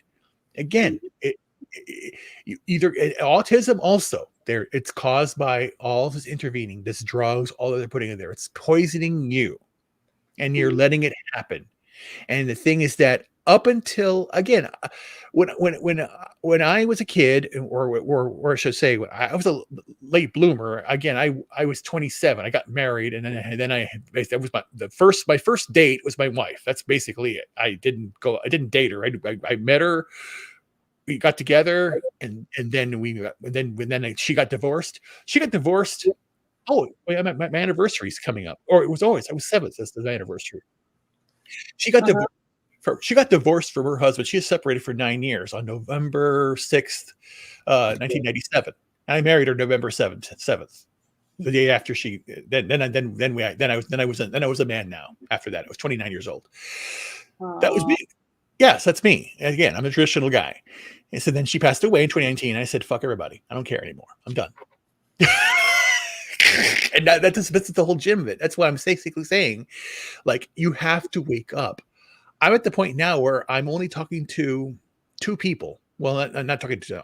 I reached out to 2 people, 2 other people, women, and one was my former girlfriend. One was that other lady from 20 years ago. Remember?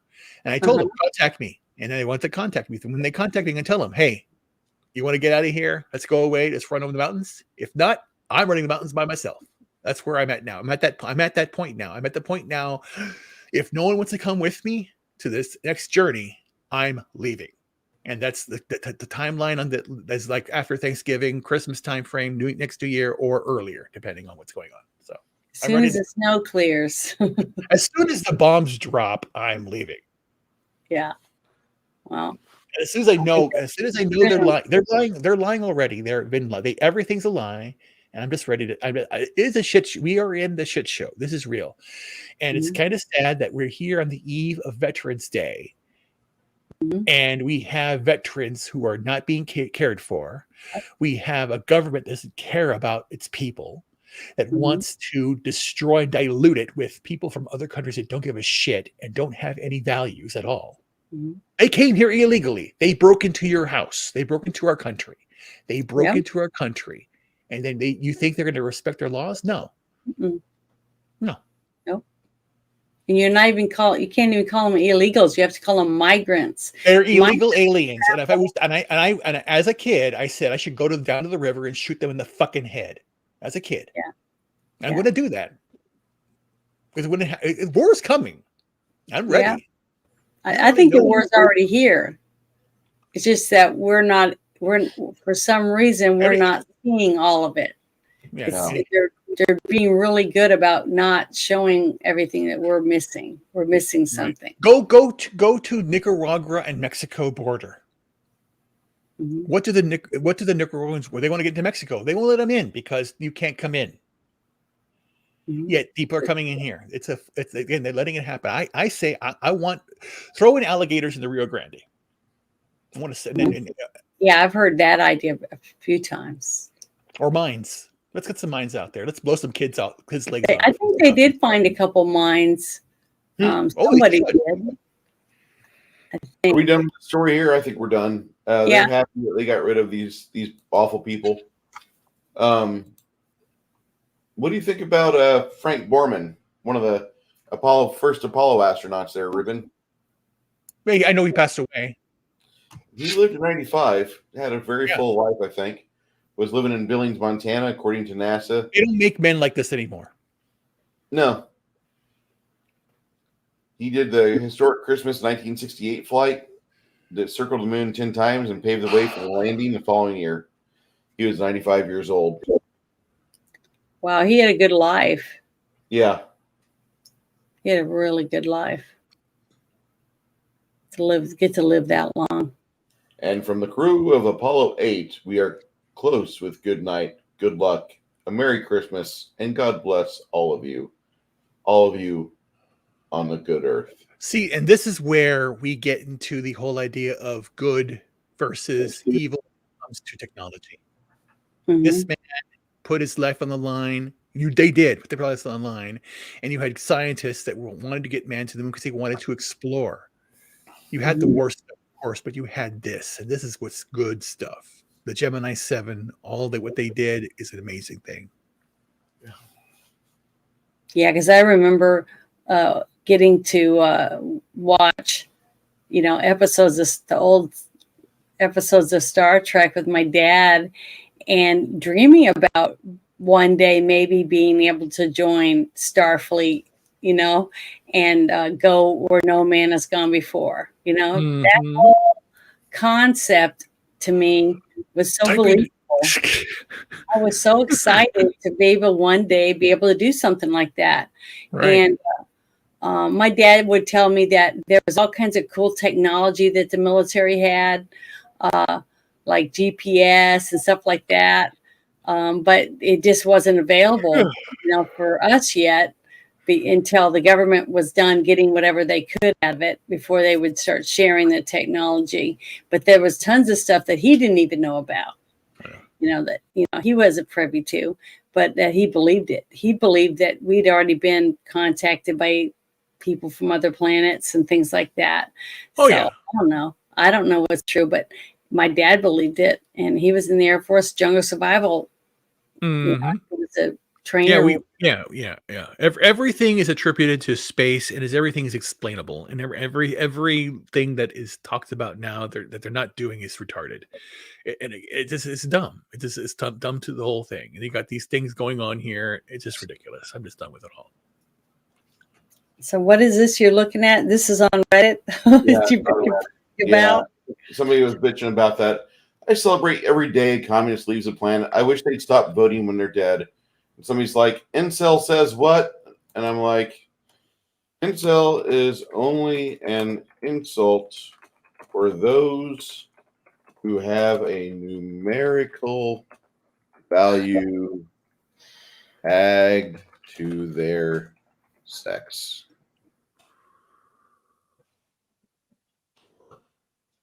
What? No. Jesus. Okay. Okay. I have no value for anybody that uses the word incel. But does it? But why does it matter? It doesn't. And but again, but well, it does, or you wouldn't have got upset about it. Yeah, but the thing is that about it. I don't give a shit. But again, honestly, never mind. Well, you just by you fit the stereotype theoretically. Theoretically, I do. You're right. Yes. You know what? All of my fucking gamer friends that will be over here tomorrow are married. All of them. To women? And the thing is like they're married to women. I don't know. I can't understand. Okay, never mind. I don't get. I am not in that. I don't understand it. I just don't get it. I don't understand why they think incel's an insult. I would love to have a life of my own. Completely quiet when somebody else could be around. Shh. I need you to play the mute wife today. No, I never get that. Anyway, so somebody gets it because there are deaf mute people in the world. Real. Yeah. And I'm sure that some people that are mute and some people that are deaf do get married. So, yeah, I don't know. Well, you definitely don't want me around because I never shut up. So, Janet, I would really drive you insane. Janet, we're really good friends, right? Yeah. Okay. No, I'm just saying we're really good friends, right? I don't know why. We talk all the time throughout the week. I know. So, but what I mean is, if I'm around you all day long, every single day, after a while, you'd probably just want to chuck me off the balcony because I never shut up unless I'm sleeping. Because I always have something to talk about. I'm pretty certain you talk in your sleep too, sweetie. I probably do. I'm absolutely. I swear, I probably do. But you're not done talking yet. What's the longest conversation you've ever had? So what's the longest conversation you've had? Tons of them. But the thing is that I have 4 sisters too. And if you were in a room with all of us, I'm telling you, it's good torture for people, especially people that like their peace and quiet. It depends on what you're talking about. Okay, that article was about the astronaut, but I'm going to show you what I always think of whenever I think of Janet and her 4 sisters together. God, there's a thing called a gibbering mouther in Dungeons and Dragons. Yeah, and it's just like a creature just filled with various mouths and eyes, and it gibbers all the whole time. And that's just exactly what I think of when you and all the girls are together. Well, that's exactly us right there. You'll have to give me one of those. Oh my God, creatures! I think it's funny. But yeah, that's what my poor dad would always say. He'd say He could never get a word in edgewise because it just wasn't possible. Oh my. Wait, never mind. It never happened. It'd be funny. It's like, wait. Did you all sleep in the same room, or you have different rooms? No, we had a 3-bedroom house, so 3 of us slept in one room, and 2 in the other, and my parents were in the other room. The 2 oldest had their own room. Yeah, the 2 adults had their own room. Right. But when And so my older sisters moved out, I thought I was going to get my own room, but my one of my grandparents moved in, so it was Sandy and Jennifer and I in the same room still. So did anybody ever come to the window? Did everybody come to the window and ask to try and, like, a guy try to come by and talk to you through the window? All the time. But did they go to the wrong window? No, they knew that what room we were in because Sandy had stickers on the glass.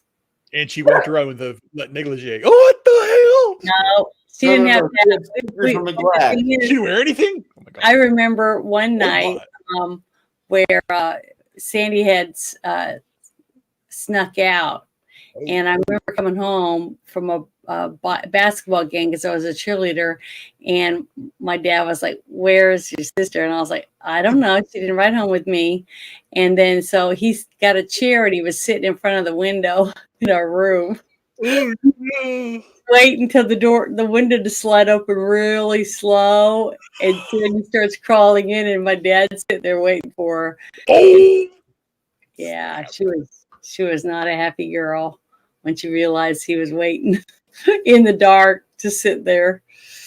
So, yeah, we had strict parents. I mean, yeah, when that light flickered on the front porch, that may get your ass inside. That's funny. I was the oldest of 4, right? So what's funny is that they all had curfews except for me, which is weird. Because you were the oldest. Yeah, I never had a curfew. I would go out anytime I wanted to go and just. Well, you're the reason they had curfews. Did you ever think about that? What? You are the reason why they ended up having a curfew. No, my brothers and sisters would go out and do stupid shit all the time. Oh, okay. I didn't do stupid shit. I would just go. I didn't either. I was one of the ones that was always thinking, maybe we shouldn't do that. You know what I mean? I was that friend that no one wanted to take with them. Speaking of, I got a story we probably shouldn't cover. Oh, yeah. This is the one I've been waiting for. Okay, we're ready. Dateline, November 10th by Paul Ceran of the GatewayPundit.com. Did it.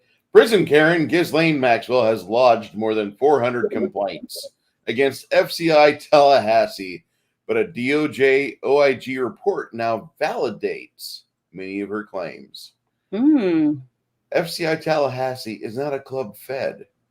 First, naysayers said Ghislaine would never be arrested or prosecuted.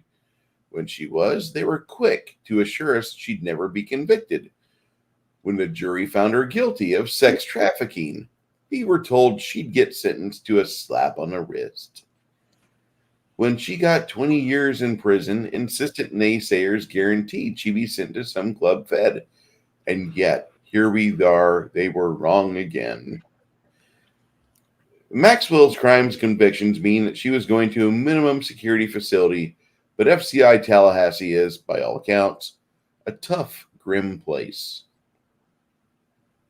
An investigation by the Department of Justice's Office of the Inspector General revealed rotting food, rodent infestations, and walls smeared with filth during an unannounced visit early in the year. It's a place where who's the one that's smearing filth on the walls? The inmates, I don't know if it's inmates or guards, but it's on the walls. Okay. I mean, we could. Never mind. Filled with contraband, including cigarettes, vapes, opioids, and the synthetic cannabis substitutes K2 and spice. The report rates the facility as high risk. On the positive side, the inspector said they did not see any evidence of widespread sexual abuse. When you have Ghislaine Maxwell around, I guess you do need a doctor to do the part of the investigation, right? In more than a year in Florida prison, Maxwell has filed so many grievances that fellow inmates dubbed her the prison Karen. We observed moldy bread being served as well as discolored and rotting vegetables in a food prep refrigeration at the female prison. In the food storage warehouses, we found likely evidence of rodent droppings, as well as bags of cereal with insects in them and warped food containers, the report notes. We also found that female housing unit roofs routinely leak and that all 5 general population housing unit roofs need to be replaced. Many female inmates live in housing units in which water frequently leaks from the ceilings and windows on or near their living spaces. We observed housing areas in which feminine hygiene products were being used to absorb water from leaking windows, an electrical outlet that appeared to have fire damage, a sink that was detached from the wall, and a black substance on walls and ceilings. Additionally, we observed worn bedding, rusted inmate storage lockers, and unlocked supply closets.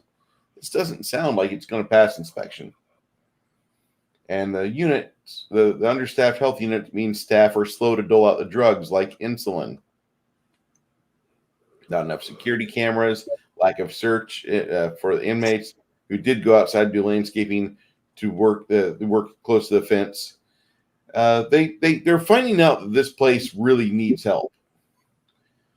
They responded to the OIG report by taking several steps to enhance operations, and she's lodged no less than 400 plus petty complaints. They validate a good deal of complaints. So anyway, that seemed kind of interesting. Hadn't heard anything from Ghislaine for a while. No, but the thing is that it's nice to know that she's not enjoying herself so much. Oh, I'm happy about that. It's irrelevant. Yeah, it's completely irrelevant. Who cares? Because the fact that the people that she traffic care whether she's having a good time in prison. But that doesn't. But it's irrelevant because the client list is still hidden. This story is just meant to feed people the fact that some justice was done and good. She's riding in hell, but she's not. That's the whole point. And I've also heard. I want to look into it though. I need to look into it. That like 5 or 6 of the girls that testified have all died for various reasons. Of course. So good evidence. That's kind of suspicious. And the fact that not one person has been, taken to court that they were trafficked to. Yeah, and how come the girls haven't been able to come out and say, hey, when is someone going to be arrested? You have senators, you have presidents, you have actors, you have actresses, you have all those other people get arrested. All of them should be arrested. All of them are culpable. All of them. This is ERIC system for cleaning up voter rolls. Mm-hmm. They're working with groups in 26 states. They're merging voter and ballot roll data with property tax rolls, known addresses, FEC data, and scores of other sources at 200 million transactions per second. The largest collection of real-time voter records, some dating back to 1996 in the world. We were asked, can we clean up the voter rolls? They have a lot of ERIC videos here. I'm going to copy this and put this into the chat so you guys can see that on your own. There you go. All right. So they have a video today of Texas and Minnesota. Both of them are ERIC states. The Minnesota voter roll is current with voter roll snapshots and different dates. Everything Fractal demonstrates is missed by ERIC. As you watch the video, ERIC missed the most obvious types of possible phantom voter roll infestation. You see this in greater detail in every state from what they're releasing video in the coming weeks. So they're scratching the surface of what Fractal can find. They're going to go for a deep analysis of the Georgia ballot rolls in 2020 in their current state. Georgia Fractal system has over 100 million records, 19 voter roll snapshots, and 2020 daily ballot histories. Operating at Silicon speed, one of the largest and fastest real-time parallel processing database systems ever built. With a click, the user connects any ballot to any address, any voter to the property tax, going up to 1996 from a phone. Pretty cool. Yep, it is. So let's good guys track every cast ballot in Georgia and every voter in real time, making sure people who vote from Walmart's, convenience stores, UPS boxes, and banks are flagged before they vote, or their ballot is flagged before it's counted. Yep. Okay, so it's comprehensive. I'm still one of those people that believes that we could possibly, if there was a way to do it. I'm not, I'm not really smart about understanding how to do certain things, but if we can do it with our thumbprint or something, to where that's only one ballot. There's no way that you're going to, unless they're going to take someone's thumbprint and do it over and over again. And then there'd be a way to track that, hey, this person's voted multiple times because you only have one thumbprint, right? Very true. I think something like that should be perfectly legal to use. I mean, because they say, oh, it's racist to ask for ID. No, well, it's not. Is it racist to ask for a thumbprint? It's not racist for ID. So this. No, I don't think so. I know. But again, anybody who says that is a complete idiot. Why not? Why not use this? Well, the only reason I say no to the thumbprint is because of ID tracking.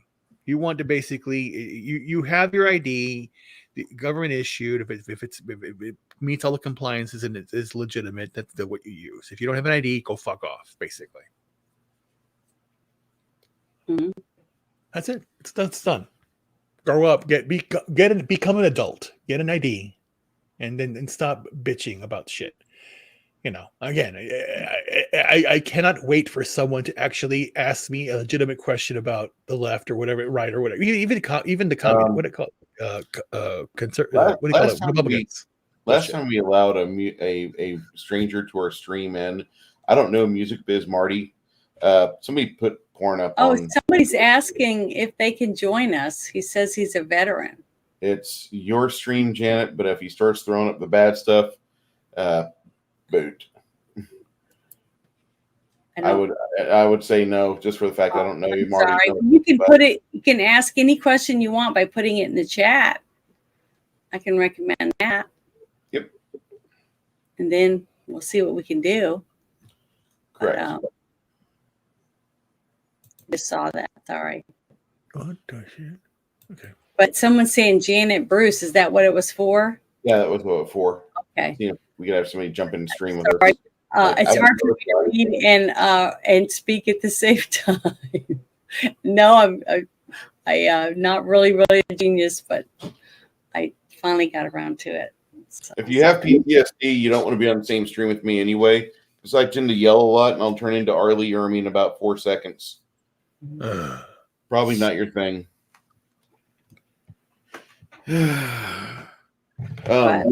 But what time is it? Yeah, it's after 11. It's almost time. So I'm getting a little tired myself. Tomorrow we have DD. Yeah. So do you want to talk about that, Bruce? Yeah.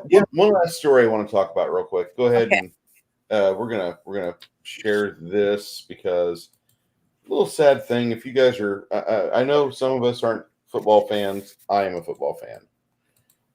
Okay. I do like football. I do. I don't watch it now because they woke the shit out of it and ruined it.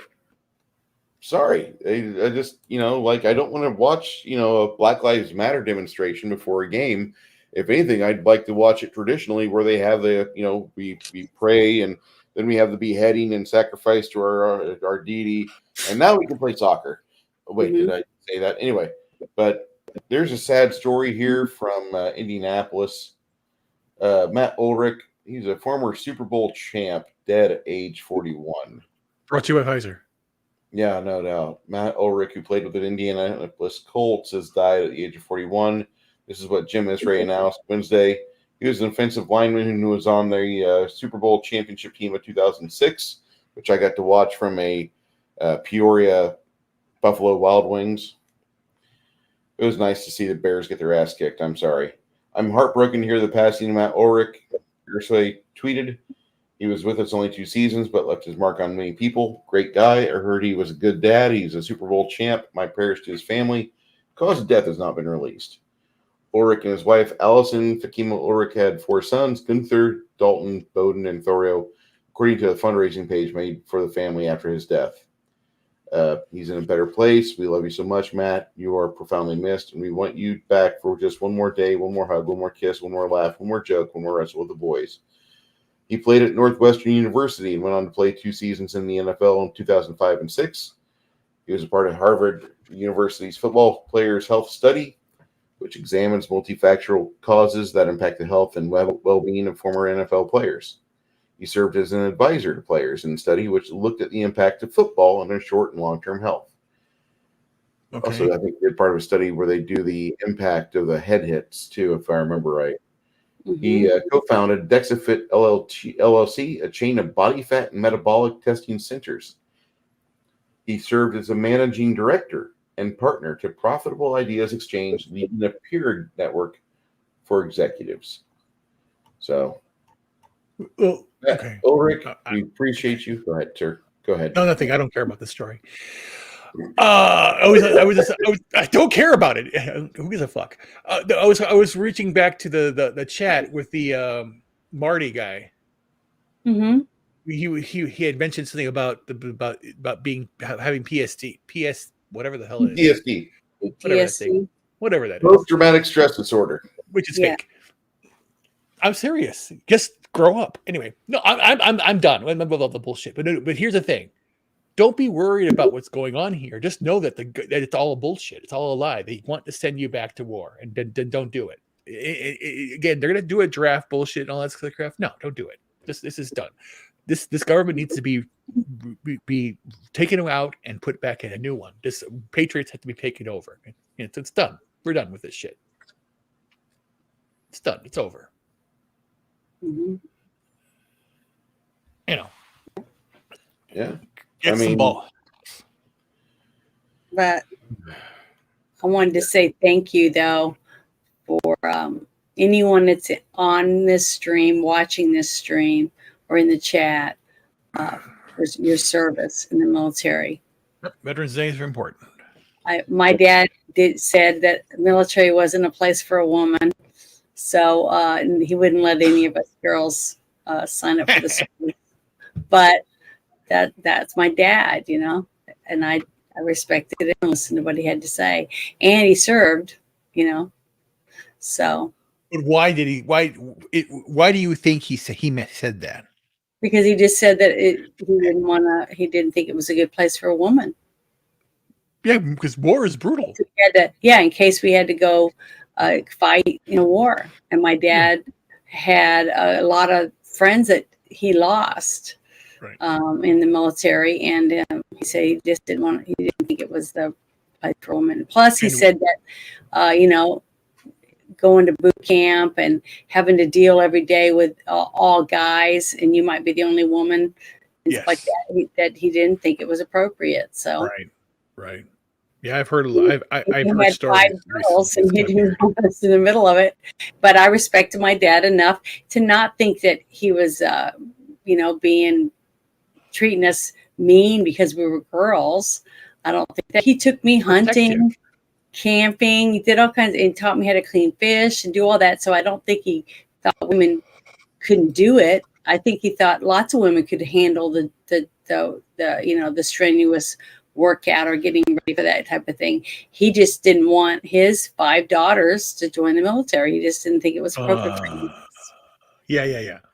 But it's funny too, because you remember, I thought it was come out last week, that gay guy that basically said, I'm not going to go be draft those guys. Don't draft me. You go, fuck off, you pussy. I heard that today someone said that the Biden administration said that if they do the draft, it's men, women, and trans women too.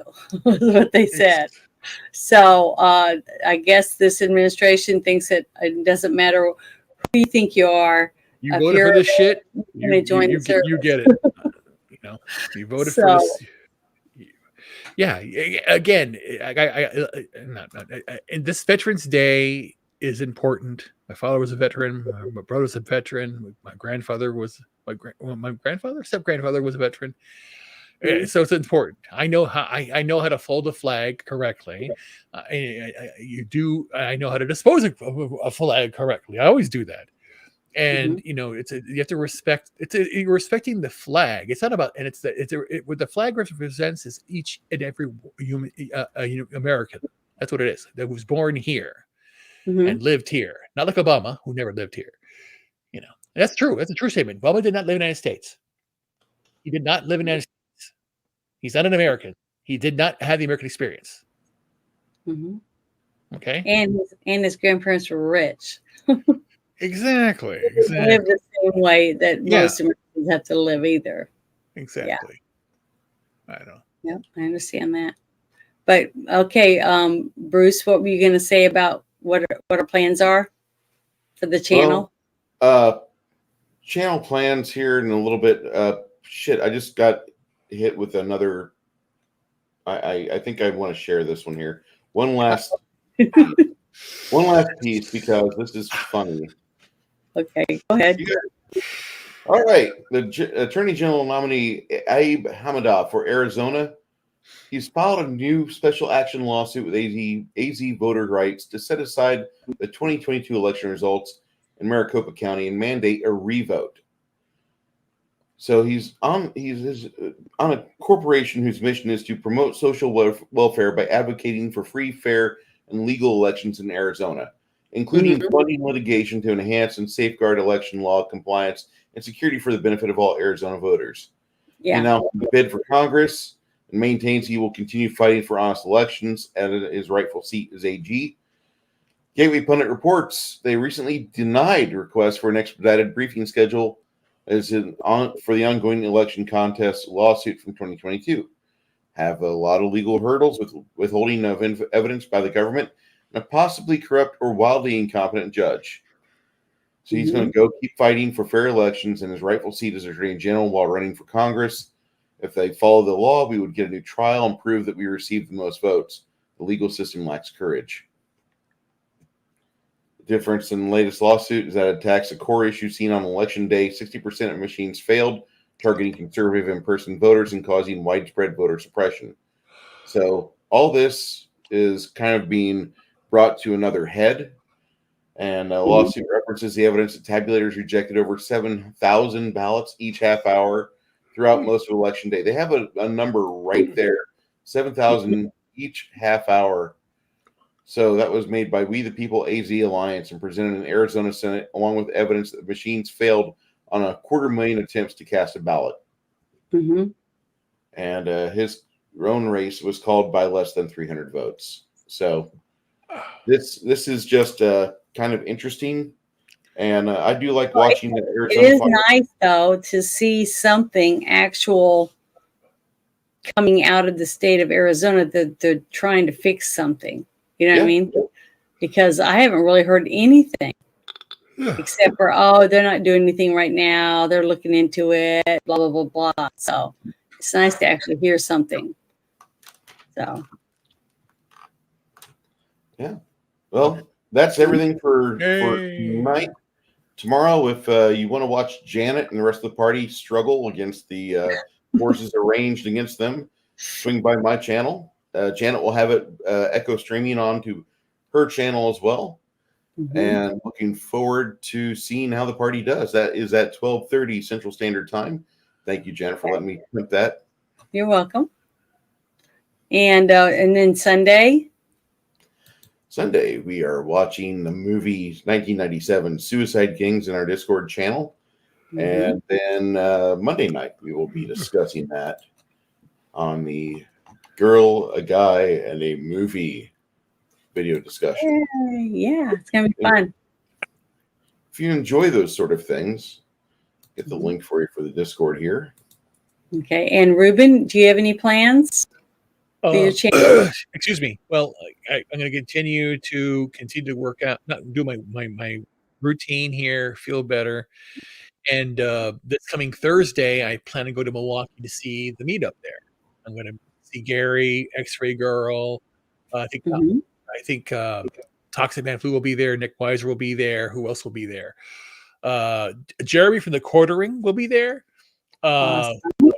Tom Connors will be there, so it's be really nice to be in Milwaukee, and yeah, so it's I about an hope hour. you get to go. Yeah, well, and I hope to bring a guest. Hopefully, if she says yes, she'll go with me.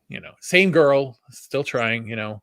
But Okay, well, I'll be rooting for you. But I'm basically giving up. I'm saying this is it. I'm leaving. So yeah, and then I released a video today, basically letting people know what's going on. Phase 2 workouts had to be put on hold because of my the pain I was experiencing, and then I fell down.